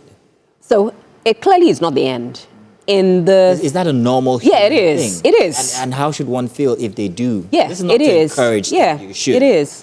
You should give up on commitments to try and stop. But what happens because now I'm talking from a personal experience. Once that happens, you're like, yeah, I fell again. I might as well just stay down here. There's no point climbing back up. So that mental state, where I can't stress myself. I just do the go. Yeah. How can one, you know, successfully smart that? So what Real quick, we're out of time. Yeah, what I would say is in my ear. it's particularly important that we have lived experiences like yours. Because someone is listening to your story this morning. Cigarettes now, not. Someone is listening to your story this morning and is feeling encouraged. In psychology, there's something that we call the stages of change. And the stages of change are pre-contemplation, contemplation, taking a decision to stop, taking action, maintaining yourself off it, and the last stage is a relapse. It's a full circle. So a relapse is part of the recovery process. But more often than not, as an individual makes up their mind to stop, the goal is to ensure that the relapses are not as numerous as initially. So yes, again, once in a while, you may fall, you may falter, but please don't give up on yourself. It's a long journey, and everybody's journey is different. Don't give up. Don't give up. Thank you so Don't much, give up. Doctor. I think I enjoyed it because my sister is a pastor and she works with a lot of youth. So I can tell you that I hear stories and at least I have something to tell. I say, see, I have I'm to tell you, you could always bring her to church next Sunday. Bring me to church. Pleasure having this conversation Thank you. with you, and truly Thank you it's very an much. eye-opener for Nigerians. Like, again, we need to know the data. And so help us God that we focus on the hard that we choose. Let's go on a short break. When we return, we have another conversation. Welcome back, and this is our big story. And I'm pretty excited because the guest is a dear friend. Now, Lekki has long been seen as one of Lagos' more structured urban spaces, planned estates, growing businesses, and a sense of order. But that perception is now being tested. Reports of hoodlums harassing residents, extorting money in public spaces, and in some cases turning violent. And they're becoming harder to ignore. What makes this particularly concerning is how it is evolving. This is not random crime alone. In some instances, it appears organized. Individuals asserting control over streets, demanding payment for access, and creating an informal system of authority that sits outside the law. For residents and business owners, the implications are immediate. Safety becomes uncertain. Movement becomes negotiated, and confidence in the system begins to erode. So to help us unpack this, we're joined by Genevieve Fade, entrepreneur and also philanthropist whose work engages closely with communities and also social systems. And food. Oh, welcome. And friend of food. Of food.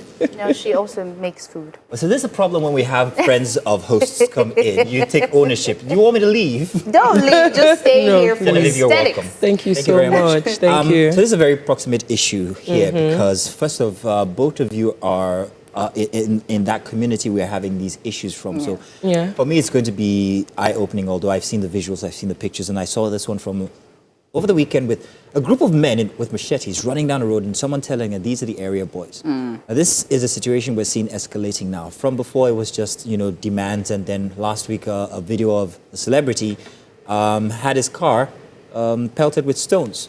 So it's a growing menace. Yes. Why, in your experience, is this happening, especially in the Lekki corridor?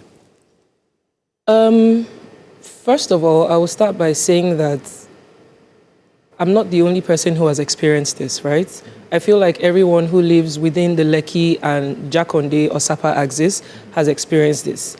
As to why I think this is happening, it goes without saying that there's unemployment. Population is also an issue, and very low law enforcement, if you ask me.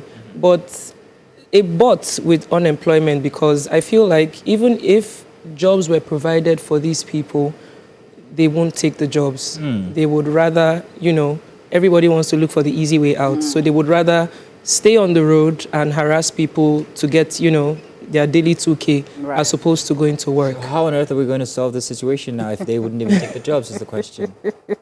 Well, that's a very worrying situation. It is. The issue now is, for us, Nigerians were very sympathetic. And we say that, they are hustling. There's nothing for them to do. Sometimes I think we also have even favorite area boys that you rather give money. Oh, I know this person. But how did we let it get to a point where it's now extortion? We can now see the anger. Is it because, today you gave them money and then the next day you didn't give them? So there's this entitlement. What is your take on that? So, first of all, it's one thing to give willingly, right? That's one thing. I mean, we know Nigerians. I don't want to say all Nigerians, but I feel like some Nigerians are very generous, right? So it's one thing for you to willingly give. Like you said, you can have some favorite people that maybe there's traffic, some might help you clear the way. But I feel like it crosses the line and it crosses a boundary where I'm scared and I'm telling you no, maybe because I don't have cash on me, and you start hurling insults at me, you start blocking my right of passage, you start, you know, throwing stuff at my car. I've been in similar situations before, right? Yeah, so, I mean, like I said, it's not just me. A lot of people have experienced it, but my personal experience would be, I'm leaving the car wash. I have spent, 5,000 naira washing my car, and I get to Ikate and, you know, crossing to Jakonde axis. And then a young boy comes, you know, he's trying to clean my window. Yeah. And then he's like, mama, nothing for the boys. Mama, anything for us. And obviously, I'm paying him no mind, right? And the moment he feels like my countenance changes, you automatically notice an energy shift. And he gets so upset. And the next thing, he's pouring the entire bucket of soap and water on my car. Yeah, I've experienced that too. And there goes your 5,000 naira from the car wash. You know, so. Now, Genevieve, I was telling Queen a story from before about the fact that I've worked in VI for almost all my entire career history, and I noticed this little boy grow from the age of 7 into an adult there on the street. First off, his mother was there by the side in the corner years before, but after that, after my return to Lagos, same boy was now a grown man. Yeah. Now, I also noticed that you've pointed to that this guy was engaging in the cleaning of windows, and that's the same person who many would say becomes this entitled area boy eventually. So I'm wondering whether this is a system where we have neglected these children and now they've become these grown men and who feel entitled because this is their area boys, and they're beginning to demand from people who they view as successful or high up there in status. Yeah. Do you think that this is also an issue? Do you think perhaps maybe we neglected that situation in the first place and that's what has birthed this? First of all, I would like to say that, yes, there's unemployment, and yes, we know that there's poverty, right? But I don't think that poverty should be a reason for people to harass other people. No. Right? Just because I look a certain way and I drive a certain type of car does not give you right or access to my money. Nobody owes you anything, right? We would agree that to some extent the government may have failed these people, but we still come back to the bigger picture. Nobody owes you anything, right? You don't have access to my money or right to, you know, because, oh yeah, she looks really nice, she's driving a big car. Oh, I'll give an instance. There was a video footage I saw on Instagram, I think sometime last year, about a lady who was driving past Chevron axis, and she was paying them no mind as well. And then one young boy came to come and wash her car.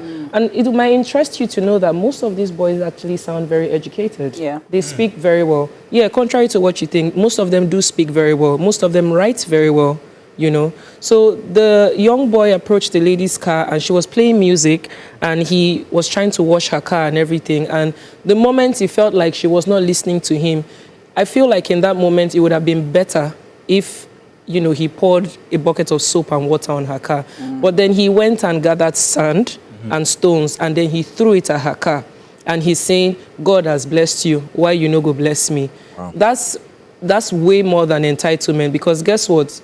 I might decide to have just given you like 1,000 naira or so, but if you damage my car or cause damage to any of my personal effects, it's going to cost me over 700, 800,000 to fix it. And when they do these things, they just run immediately. So I don't think that because they've been neglected, because like I said, even if you provide houses or you provide jobs or you figure out a way to help these people, they will still return back to the street because that's the only thing that they know. That's the only thing that they're used to. Well, so Genevieve, I think, you know, from the videos that we've seen, of course, the areas where, you know, we stay, I was telling Mazino that it feels like like he said, he met a child on the road, and 7 years after, that child was still there. So it feels like these hoodlums have kind of studied where these celebrities live. They know your street. They know where you're coming from. Yes. So they know when you're going out. So they ambush you for money. Yeah. How best can our security personnel fix this and handle this? Because this now looks again like an organized community of, we're going out there to beg and harass people for money. Because before it was just individuals, now yes, it's now a group. And they're coming with so much rage. Like you see the car of the celebrity, it felt like, you were in this community with us. Why are you passing and you're not giving us money? It's an entitlement. How do you think we can, fix that? I'm going to be very honest here, right? I don't think that there's enough law enforcement around these areas. I feel like everything is so performative, and law enforcement is only deployed to those areas only when a trending topic or something goes viral, or maybe something happens to a popular person and they go on social media and they rant about it and they talk about it.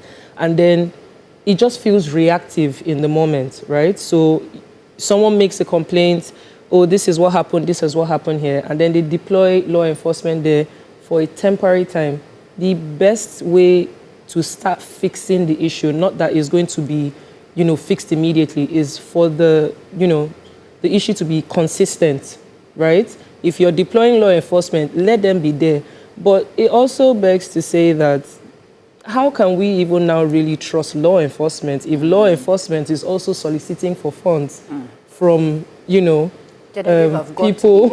committing. No, but let's be fair. If the law enforcement is also soliciting for funds from you, how then do you now curtail these boys? Because you have to have some form of audacity.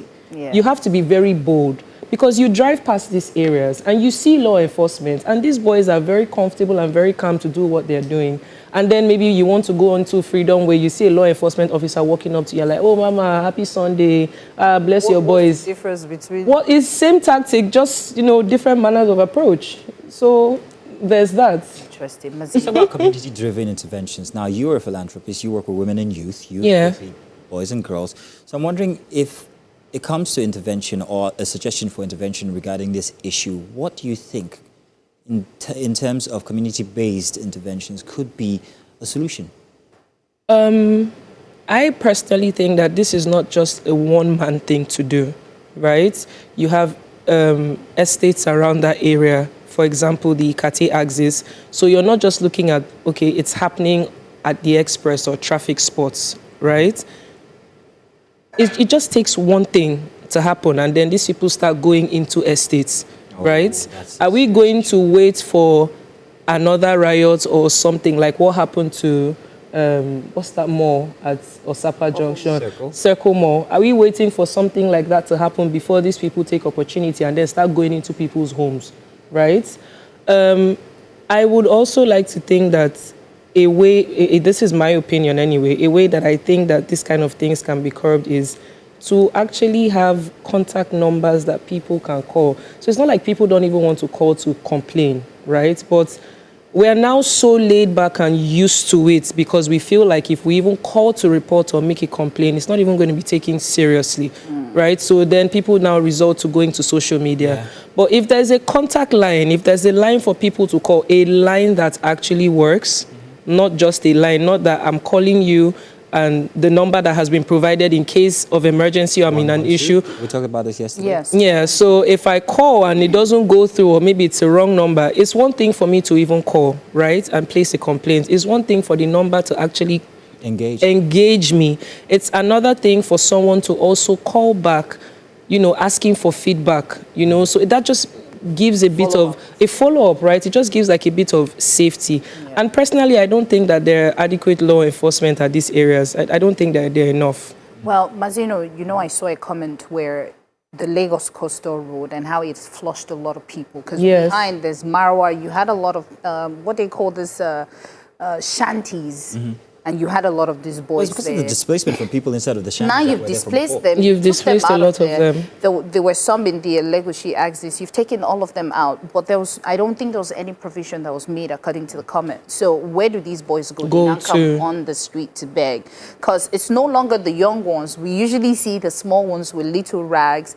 Now it's the ones, the big ones that are coming out with so much aggression. So I think it's something they need to, The Lagos fix. state government, especially in the past 2 weeks, have had it's all over social media. They've made efforts to get these what do they call them now? I can't remember the name, but they are arresting the touts on the streets, harassing motorists, broken down vehicles, and all of that. And I'm wondering whether that is also How many of them are you going to arrest, though? How many? How many are they? There are lots of them. Have you been on the coastal road lately? Well, I have. Especially at night. Oh no, not at night. You see like mini tents and wrappers and nylons that have been used to create some form of shelter, right? And you see a lot of them lying there.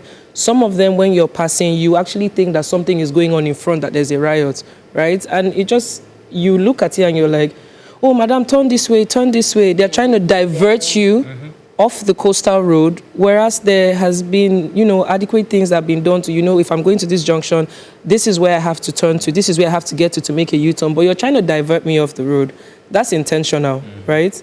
And then you see a lot of them there. Because, the coastal road, to the best of my understanding, was made to, diffuse a bit of traffic on the express. But there's so much traffic. Yeah. It's a very serious trap. And especially as a lady, you're driving by yourself. It's like you have to do like 2-factor authentication. You have to check if your doors are locked. You have to take off your wristwatch. You have to put your bag under the chair. You have to remove any expensive. You have to deglamorize. Even if you deglamorize, you would still look a certain way that, oh, this person, they enjoy soft life.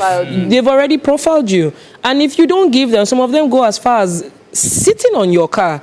You're driving, the car is in motion and they're sitting on your car. Maybe you need to take a drive to the coastal road. I don't drive through, I ride through. Look at you. Such shade. Well, Genevieve, I think one last thing I'd like to ask is, what would you say to the government and how would you advise them to handle this situation? Because again, you don't expect people run away from their house. They just paid rents and rents Can I add to that? Tell me. How should they tend to the situation humanely? Because I Yes, added that not because harshly. the situation we seem to be facing seems to be as a result of the effect of the harsh economic- treatment from before. Yeah. Displacing these people from before. So what could work now? Yes. Like you said, what could work humanely? You know how we watch in movies, in foreign movies, and we see, downtown parts of some places that no matter how tough it is, there's always shelter provided The for these favelas in people. Brazil. Yeah. Where to sleep. I feel like shelters should be provided because now you've displaced a lot of people. And I'm saying this because I have workers, I own the logistics company, and most of them live within those areas, right? So if you're displacing people, I would like to think that you're providing adequate, shelter for these people, but there's no shelter. Like I said, you really do need to take a drive down that area. Most of these dispatch riders sleep on their bikes. Most of them literally sleep on the road, just covered in like a hoodie or something. Because yes, we understand that the coastal road was meant to do something good, which is fantastic, right? But you have displaced over 400 to 500 people around this area that's the only place that they know to take shelter. So before, if we were used to seeing maybe 3 or 4 of these boys, you're seeing tens and thousands of them, and quite frankly, I can't really blame them for hustling the way that they do. It's just that it's now past the stage of hustling. It's now aggression, it's extortion. So like I said before, first of all, deploy lots more law enforcement to these areas. I'm talking Ikate axis, the coastal road, Jakonde axis. God bless you if your tire gets bad at Jakonde axis at probably an ungodly hour at night. I'm not sure anybody wants to experience that because you'll be so scared, whether you're a man or you're a woman. They're not coming to help you. They're coming to rob you, right? So shelter should be provided, adequate law enforcement. We're grateful that we now have street lights on the Lekki Ekpe Expressway because for the better part of last year, the entire stretch was pitch black. So whilst that is also not an excuse because they will still rob you in broad daylight, but I feel like they tried on that has helped a bit at night, right? I also say that they should provide working phone numbers for people to call and make complaints to, right? I shouldn't have to fear for my safety. But I don't think that they also realize that when people start fearing for their safety, it sort of also affects the economy because yeah, it's going to affect the economy because these people are always around areas where, you know, It's thriving. It's thriving. Lounges, nightclubs, very popular places, especially maybe it's somewhere that you're going to slow down or you're going to park. So you see them around those areas. If I'm not able to go to work to generate funds, how am I going to pay my taxes, right? How am I going to, even investors, right? Because they see these things. Nobody wants to come to a country or a city to make investment and there's poor sales because people are scared or afraid for their lives to come to these areas because you have low law enforcement. So get a number that actually works for people to make complaints to. Like I said, it's not a one-man thing. The estate security, your community leaders, everybody needs to come together and, you know, find a way to have one voice to communicate on this issue. I would say lighting and then CCTV, but I feel like the CCTV only works around the Third Mainland Bridge axis, maybe not on the express. You made another joke. Oh wow, this is good. She's been making jokes more often these days. Typical of Queen. Genevieve, thank you so much for joining us, and thank you that I dragged you out of your busy schedule, and My welcome pleasure. back to Lagos. Mazino, do you have any other thing to say before we let her go? Your mascara from the one I use isn't very. You use Oh my mascara. I'm joking. Oh, interesting. Well, We're done. please be safe out there. Please make sure you're safe and try not to engage them when they're aggressive. Yes, we're trying to be nice. Yes, we're trying to help our neighbors. But let's do the right thing. Inform the enforcement if you're being harassed. And hopefully the government will come through. Now let's go on a quick break. When we return, we have our other conversation before we round up. Stay with us. Welcome back, and now we're moving straight to Focus Africa. Across parts of South Africa, tensions linked to xenophobia are once again surfacing. For many African migrants, daily life is becoming increasingly uncertain. Reports of harassment and attacks are raising concerns not just about safety, but about identity and belonging. This is not happening in isolation. Economic strain, unemployment, and political rhetoric are shaping public sentiment. In that environment, migrants often become easy targets, blamed for pressure that are far more complex. The implications extend beyond South Africa. They touch on regional cooperation and economic integration, and the idea of a shared African space. So, to help us understand this, we're joined by a host of guests here. First off, let's introduce Convince Mlongo, South African activist. He joins us, and also Dagat Tola, General Secretary of the Movement for a Socialist Alternative. Also joining us via Zoom is Lerato Ngobeli. She's acting as a national spokesperson. And here in the studio, our very own in-house South African, Inham Maso. Inham, thank you for joining us here today. I would like to first of all get everybody's take on the instances and the issue that we're seeing from South Africa. First off, let me start by saying that yesterday we had a monologue dedicated to the xenophobic attack that we are seeing on video here in Nigeria. And we got a lot of response, mostly from South Africa.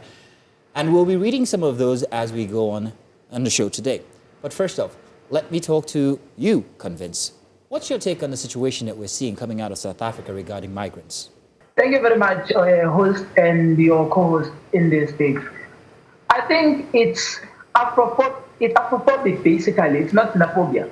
I think we're giving it a wrong term because it's not directed to all illegal immigrants in South Africa, but it's only specifically directed to Black Africans that are in South Africa. And it cannot be tolerated. I don't support this thing, and I'm scared that this thing will tarnish our relationships with other African countries. And as South Africa, our our economy depends in African countries. We've got most of our companies that are working in other African countries, and we're beneficiaries, we're the most beneficiaries in other African countries than other African countries are benefiting in South Africa. So this will have a wrong impact on our economy, and I don't think it's a good thing for our country. So as we continue to talk and all those kind of things, I hope and believe that African people, they see that not all South Africans are xenophobic, not all South Africans represent whatever or are represented by this tiny group of people. South Africa has over 66 million people. And out of that 66 million people, I can confirm here, less than 100,000 people are supporting this nonsense. And it cannot be tolerated. Thank you very much. Thank you very much, Convince. Lorato, would you please tell us where you stand on this issue? I think that firstly we must appreciate the fact that this is a very complex issue. It is not one-sided at all, and I think to give it a particular name is also quite problematic. If my colleague who has said that there's a very small or tiny minority of people in South Africa who are xenophobic or Afrophobic, I think that that is what we must lead with, because if South Africans were xenophobic or Afrophobic, we would have not had migrants come into South Africa at all, irrespective of where they come from, whether they come from Europe or anywhere around the globe. We would not have had those people being here. So I think that we must locate the conversation around that. The reality is this way. The reality is that there are economic pressures in South Africa.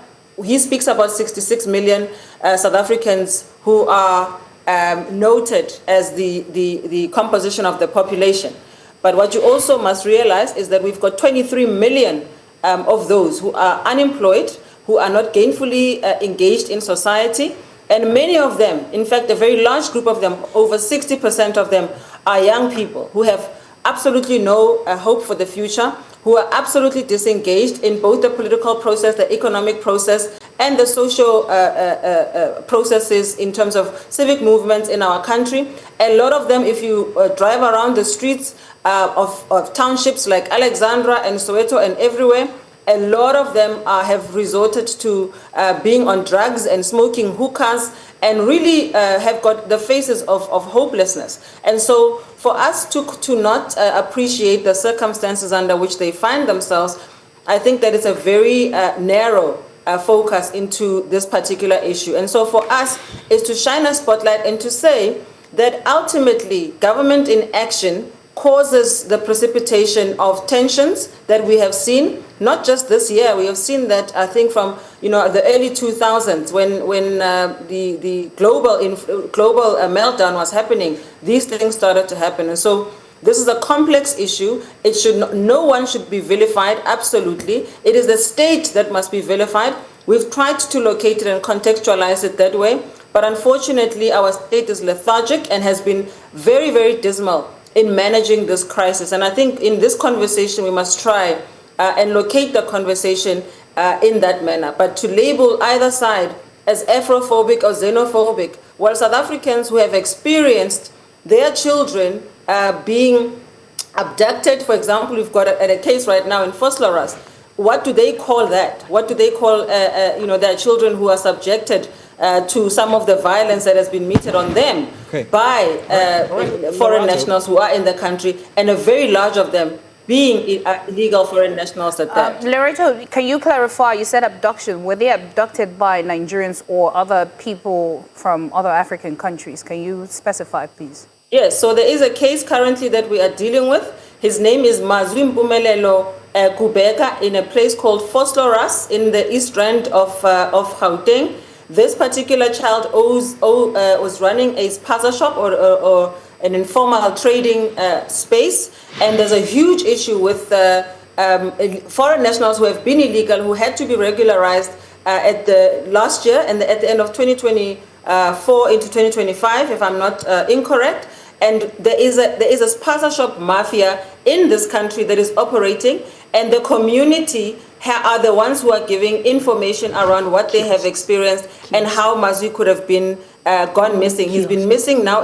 Today is the 26th. It's been 26 days. He's been missing from the 1st of April. These things are happening. And the community is saying that there are Pakistani nationals and Somalian nationals who are implicated in this particular case. We're waiting, it's alleged as it stands right now, but those are the lived realities of communities in South Thank Africa. you for the clarification, Lerato. I'd like to hear Dagatola. Dagatola, your position on this before we go into our in-depth conversation on it. Dagatola, by the way, is joining us via audio only. Daga, can you hear us? I said it's clear that I share some of this sentiment, but the very first place to begin is to condemn this on recurring and unending violence.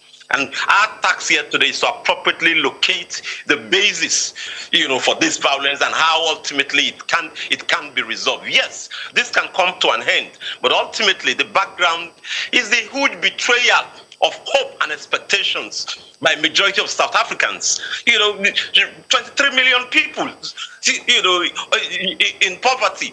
The unemployment figure, close to 31.2% in South Africa. There is a massive, huge betrayal of the entirety of the expectations of 1994.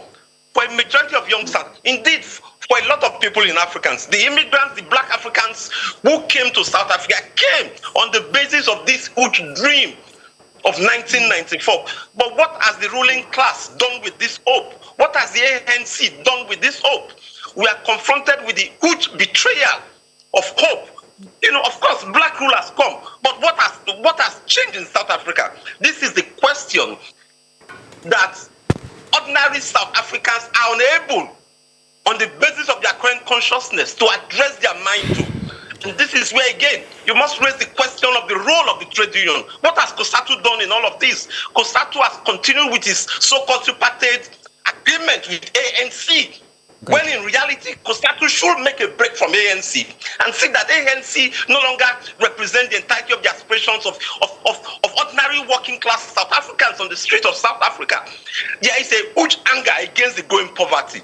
But at this stage, this anger is currently being misdirected to another set of ordinary poor Africans, who themselves are immigrants, who themselves ran away from the massive destruction of betrayals of their own states into South Africa, expecting that they will use their sweat and labor, and of course contribute to the growth of South Africa. So for us, it is economic, it is political, and of course it is social. But ultimately, it is the refusal, it is the failure of the ruling class in South Africa, currently represented by the Ramaphosa regime. Thank you, Daga. Daga, just a second. I just wanted to mention that Daga is actually Nigerian, and I think he's calling from Nigeria, or we're reaching him from Nigeria. Queen, sorry, you were going to go. Yes, Lerato, I'm sure you could see your TV right now. If my producer can pull up that video they've been playing, apparently it was identified that the boy who they're beating is a South African, and they were not aware because they felt he was an immigrant. Now, would you say that this situation happening, because you stated that this is not about xenophobia, we need to focus on the government and all whatnot, would you say that there is an aggression going on and they are missing the point in terms of communicating exactly what they want to communicate, and what they're doing is not right? No, thank you for that question. I think it would be remiss if one did not acknowledge that any form of violence is unacceptable. We come from a very violent past as South Africans, and so we absolutely condemn that. We were the first also to condemn the violence that happened when we were down marching in the Eastern Cape, and so we absolutely condemn that. I think what is important to note here is that some of the times, the backstories and the context of how things actually develop are seldom covered.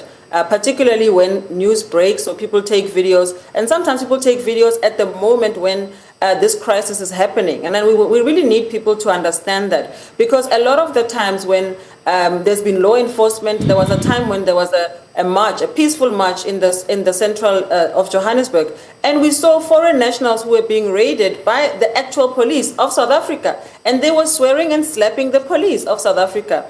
And that is not an indictment on them per se, because also we have uncovered, and you have seen the latest developments in South Africa, where our police service has been hugely compromised because they have been...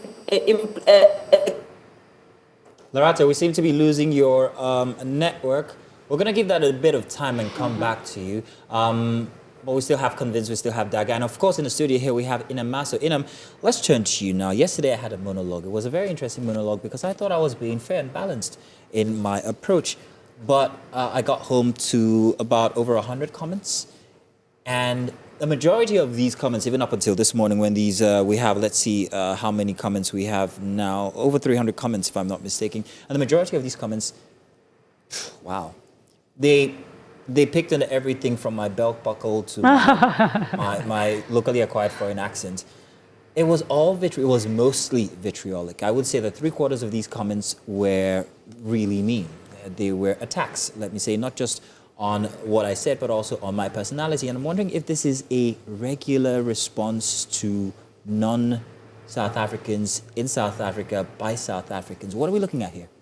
So it's interesting that you'll say that because I know that Lerato made some positive and truthful sentiments. And in as much as we want to shy away from the fact that are we looking at Afrophobia? Are we looking at xenophobia? Mazino, I am South African. I love my country. But when you sit down and you study patterns and you study behavior, the one thing that I think we shy away from, Queen, is the fact that we are yet to acknowledge that internally we have a problem. We have a problem. And I'll say this because you remember my first time on Jasiri. I am very South African. But the day they saw me sitting in a studio in Nigeria with Nigerian women, South Africans came at me because they did not believe that a South African could be sitting and working in Nigeria.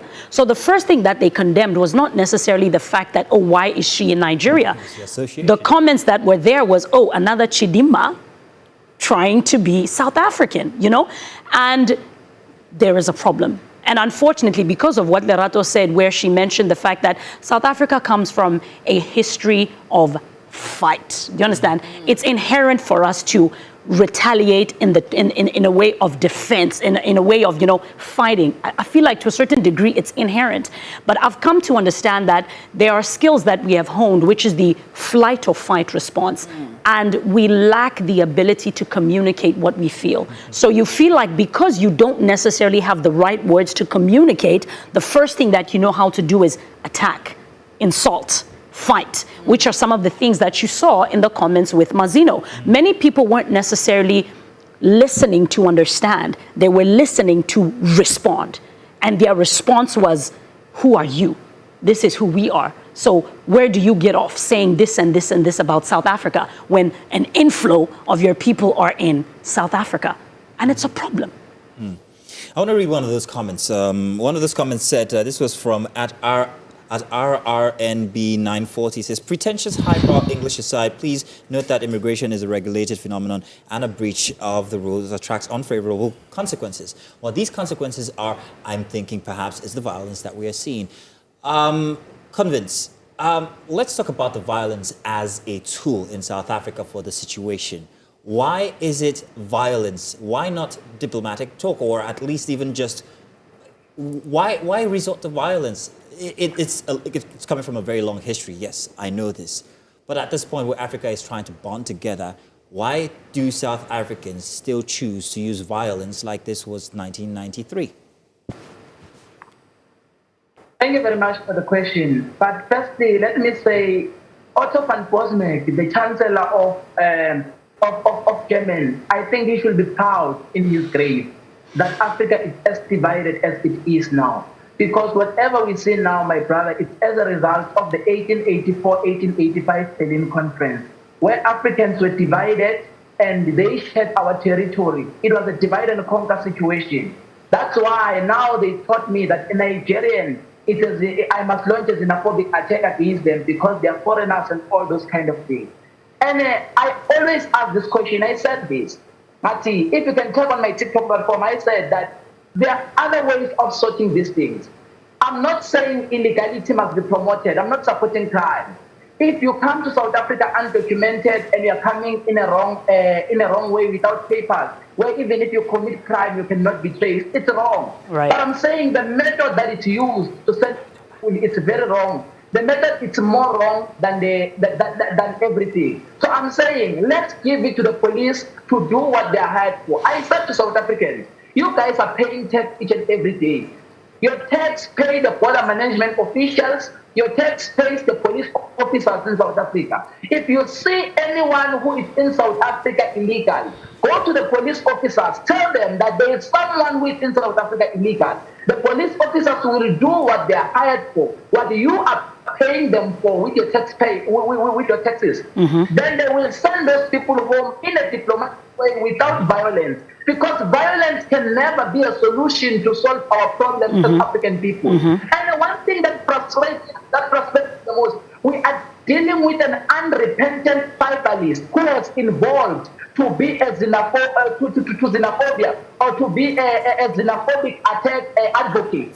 This Jacinta Zuma, by the way, that is leading this whole thing, was also tribal against people of Limpopo in South Africa. Then you can ask yourself, what kind of a person? The person tried this division and segregation. And we as Africans must promote unity and love. Let's try and make our response summary so that we can get everybody's thoughts in. Yes. But before we continue this conversation, I don't want you to go anywhere. We'll go on a short break. When we return, this conversation continue. Please stay with us. News just reaching us is that 2 people have just reportedly been killed in the early hours this Sunday in a community of Gasahau in Jos, the Plateau State capital. And News Central special correspondent on investigative journalist Marshall Anthony Onoye, who has been in Plateau State on a special assignment, tells us that residents of the community who walk up to the site of the corpse testify to hearing gunshots in the wee hours. Now he joins us for details.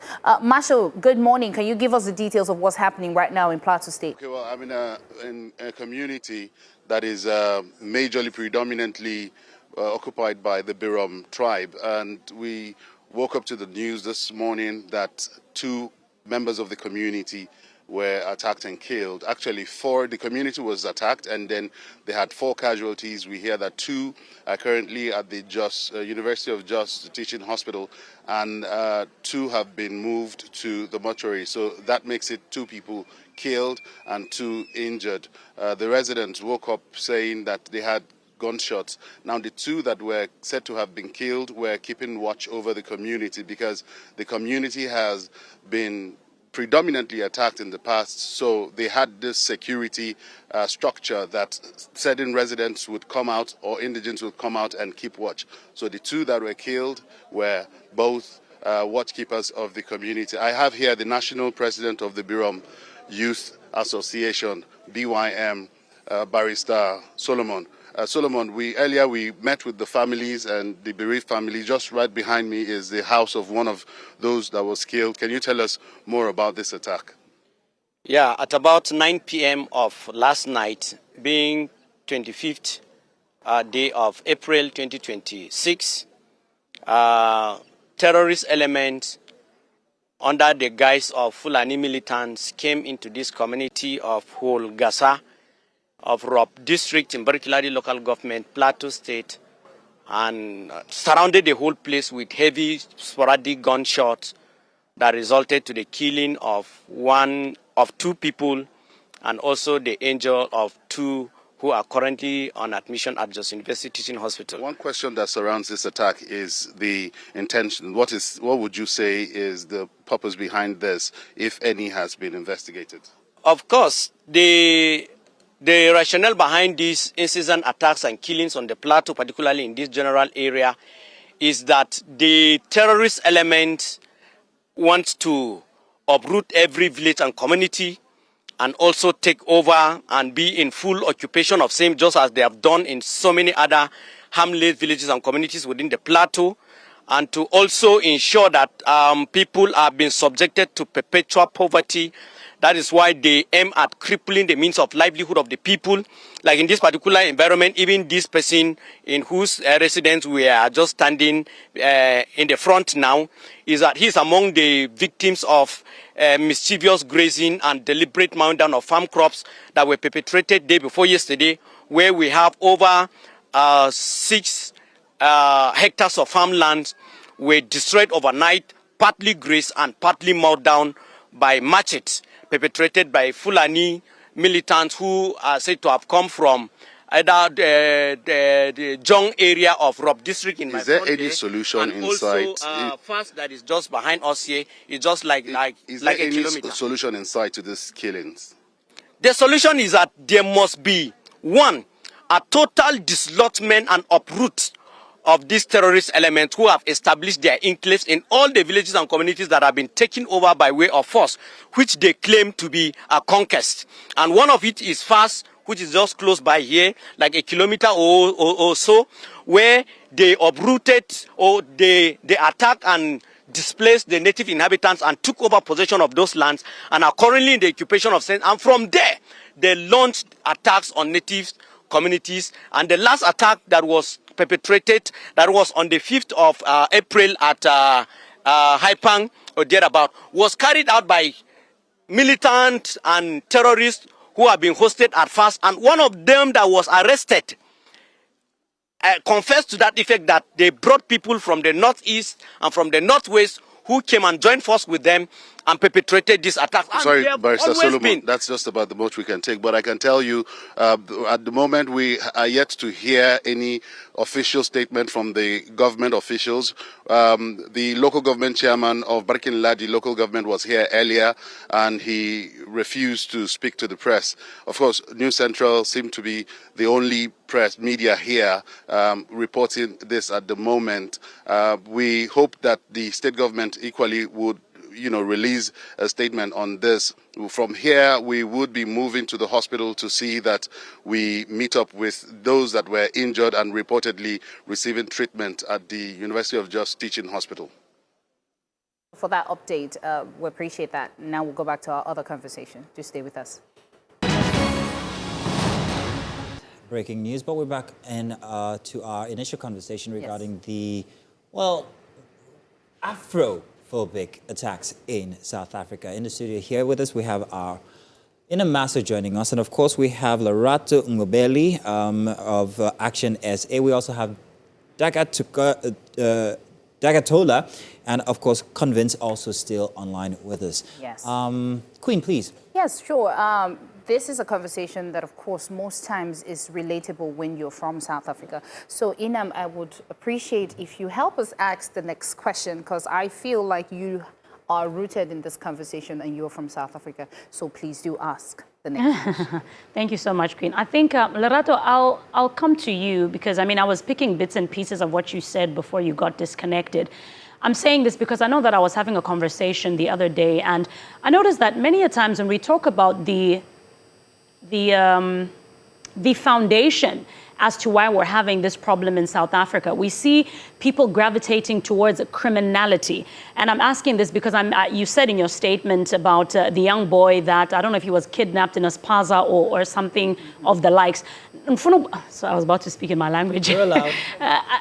When we look at the foundation as to why people are retaliating in this manner in South Africa, are we saying that the trajectory stems primarily from the crime that we say foreign nationals are propagating in South Africa? No, thank you for that question. I was going to say, yeah, it would be nice to hear you speak Zulu. At the beginning of my remarks, I think I wanted to sensitize us to say, we in the political class and the political spaces, as well as the media, we have a very huge responsibility in this particular topic because it has been unmanaged for so long. As I said, our government has been very lethargic with regards to this, and they've hid behind particular sections of our law and not implemented other parts of our law because the nefarious parts of our politics have been benefiting from the criminality that has occurred and that has been also under the cloud of illegal foreign nationals. So it's important that we locate the debate there, and also to say that there is absolutely an appreciation that there are foreign nationals in South Africa who are here legally, who are permanent residents, who are doctors, who are adding to our society, and our society is richer because of their contribution to what we have become as a society. But I think what my other colleague who is on the line, our colleague from Nigeria, I appreciate his comments because I think to locate this from a place of Afrophobia and to vilify South Africans and not understand the pressures that they are feeling in informal settlements from whence they come. And this is where the crime comes in, because in informal settlements, you can imagine, the spaces are acute, the spaces are small, resources are even more dire, and people are really struggling and fighting for scraps. And that is what is happening, as opposed to labeling it as one thing, when it actually is not that. It is about the pinch that is on the existential realities and lived experience of people on the ground that we can't argue with. You can't shroud that in academic jargon and analysis, because at the end of the day, these are people's lived experiences. And unfortunately, crime becomes the most pronounced outcome of that mismanagement by the South African state. Okay, so I would like to believe that deal a lot more with the lived experiences per se.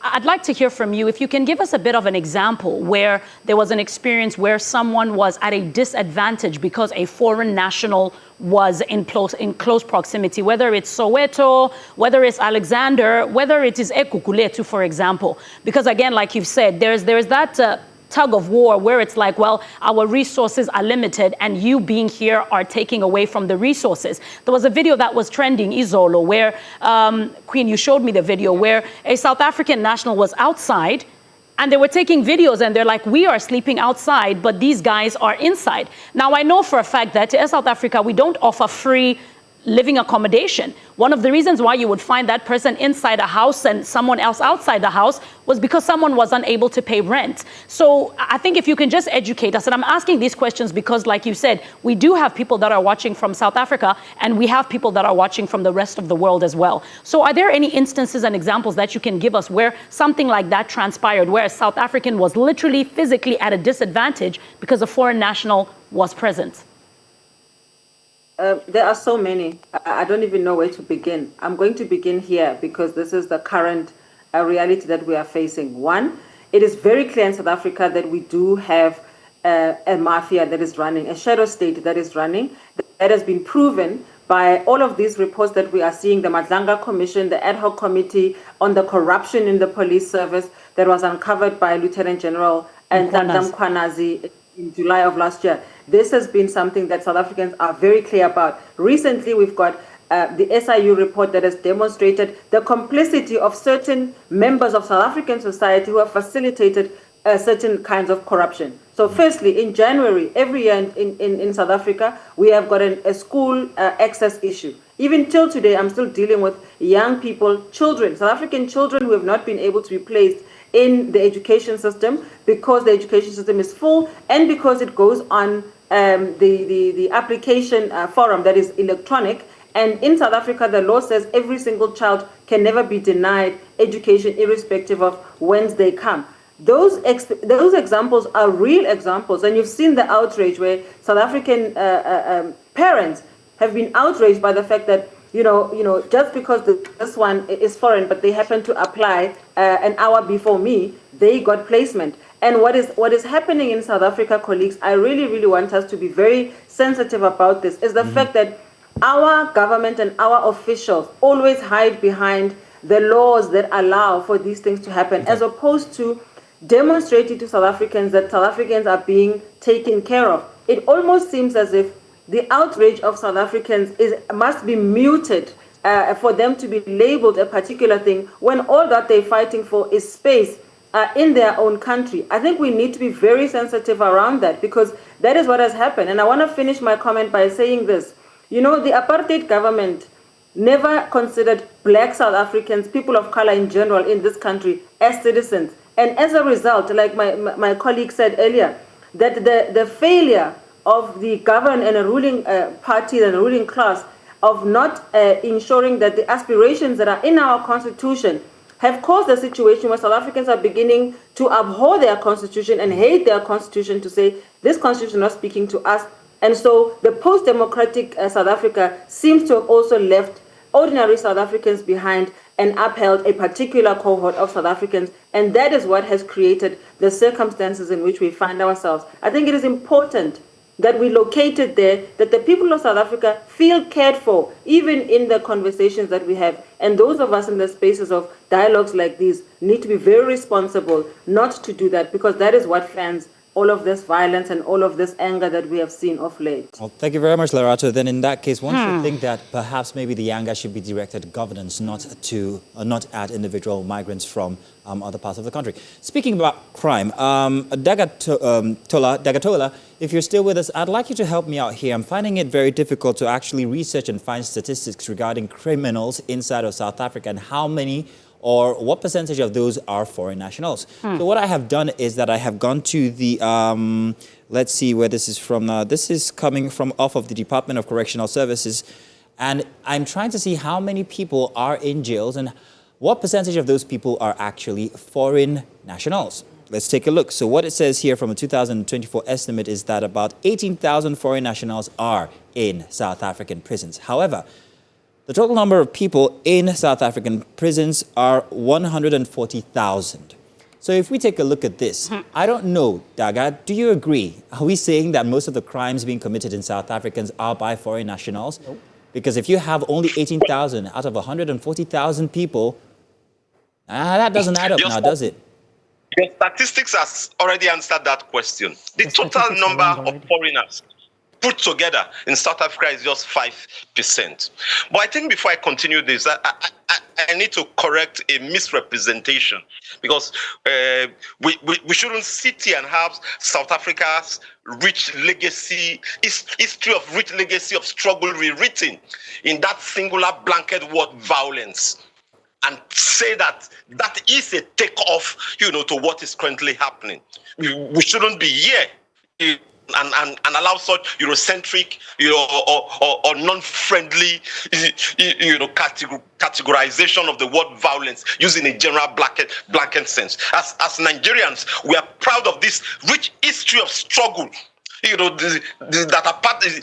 the ANC and all of the various groups that struggle to bring an end to apartheid handed over to all of us.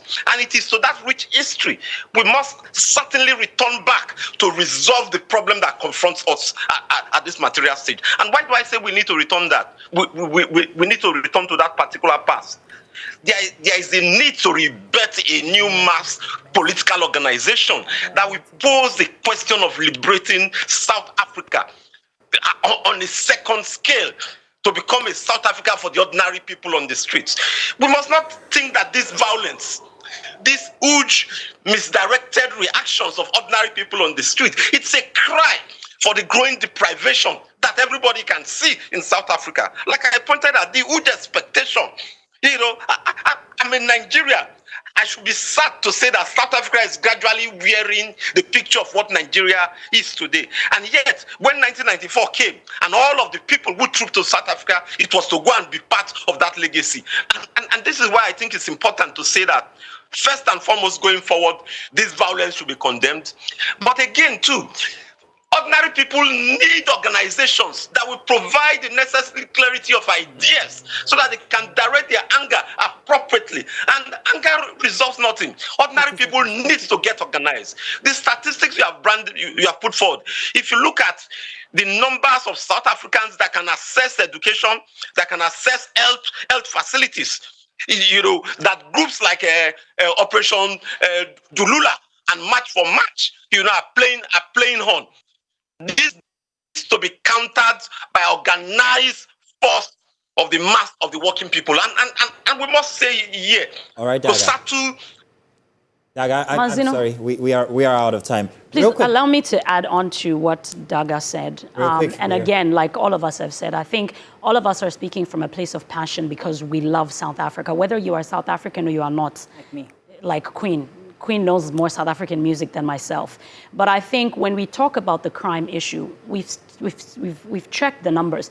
The top 3 most committed crimes in South Africa are murder, number 1, gender-based violence, and then the third is violent crime. So these are crimes associated with taxi violence, rivals, and all of those things. And when we look at the numbers, we see the statistics show that South Africans are more prevalent to committing those crimes. We're not saying that we don't have any foreign nationals that commit those crimes, but yes, we do have those crimes. But I think the one thing that should be our takeaway today is that myself and my fellow South Africans that are on the screen is that this is not South Africans don't hate foreign nationals. And I think this is something that needs to be clear, because I told Queen the other day that every time someone says, where are you from? I'm like, South Africa. The first thing that they ask me is, but why do your people hate us? You know, we don't hate foreign nationals. And I think otherwise I'll not stop talking. Well, thank you so much, Convince, Jaga, and Lerato. This conversation obviously is not something we can have in 30 minutes. And I know that we'll keep talking about it. And of course, like we said, the anger should be focused on the government and how to make sure that the economic pressure is reduced. Policies so that, and all. You know, the policy is being put in place and, you know, foreign nationals are not being treated wrongly. So thank you so much for joining and having this conversation. Hopefully it gets better. So when we're coming back to have conversations like this, it is about the relationship between South Africa and other Good relationship. So Thank you very much. Joining us. The producers are singing us out already. We'll see you guys next week. It's goodbye from us here on Breakfast Extra. And then it'll be 3 of us.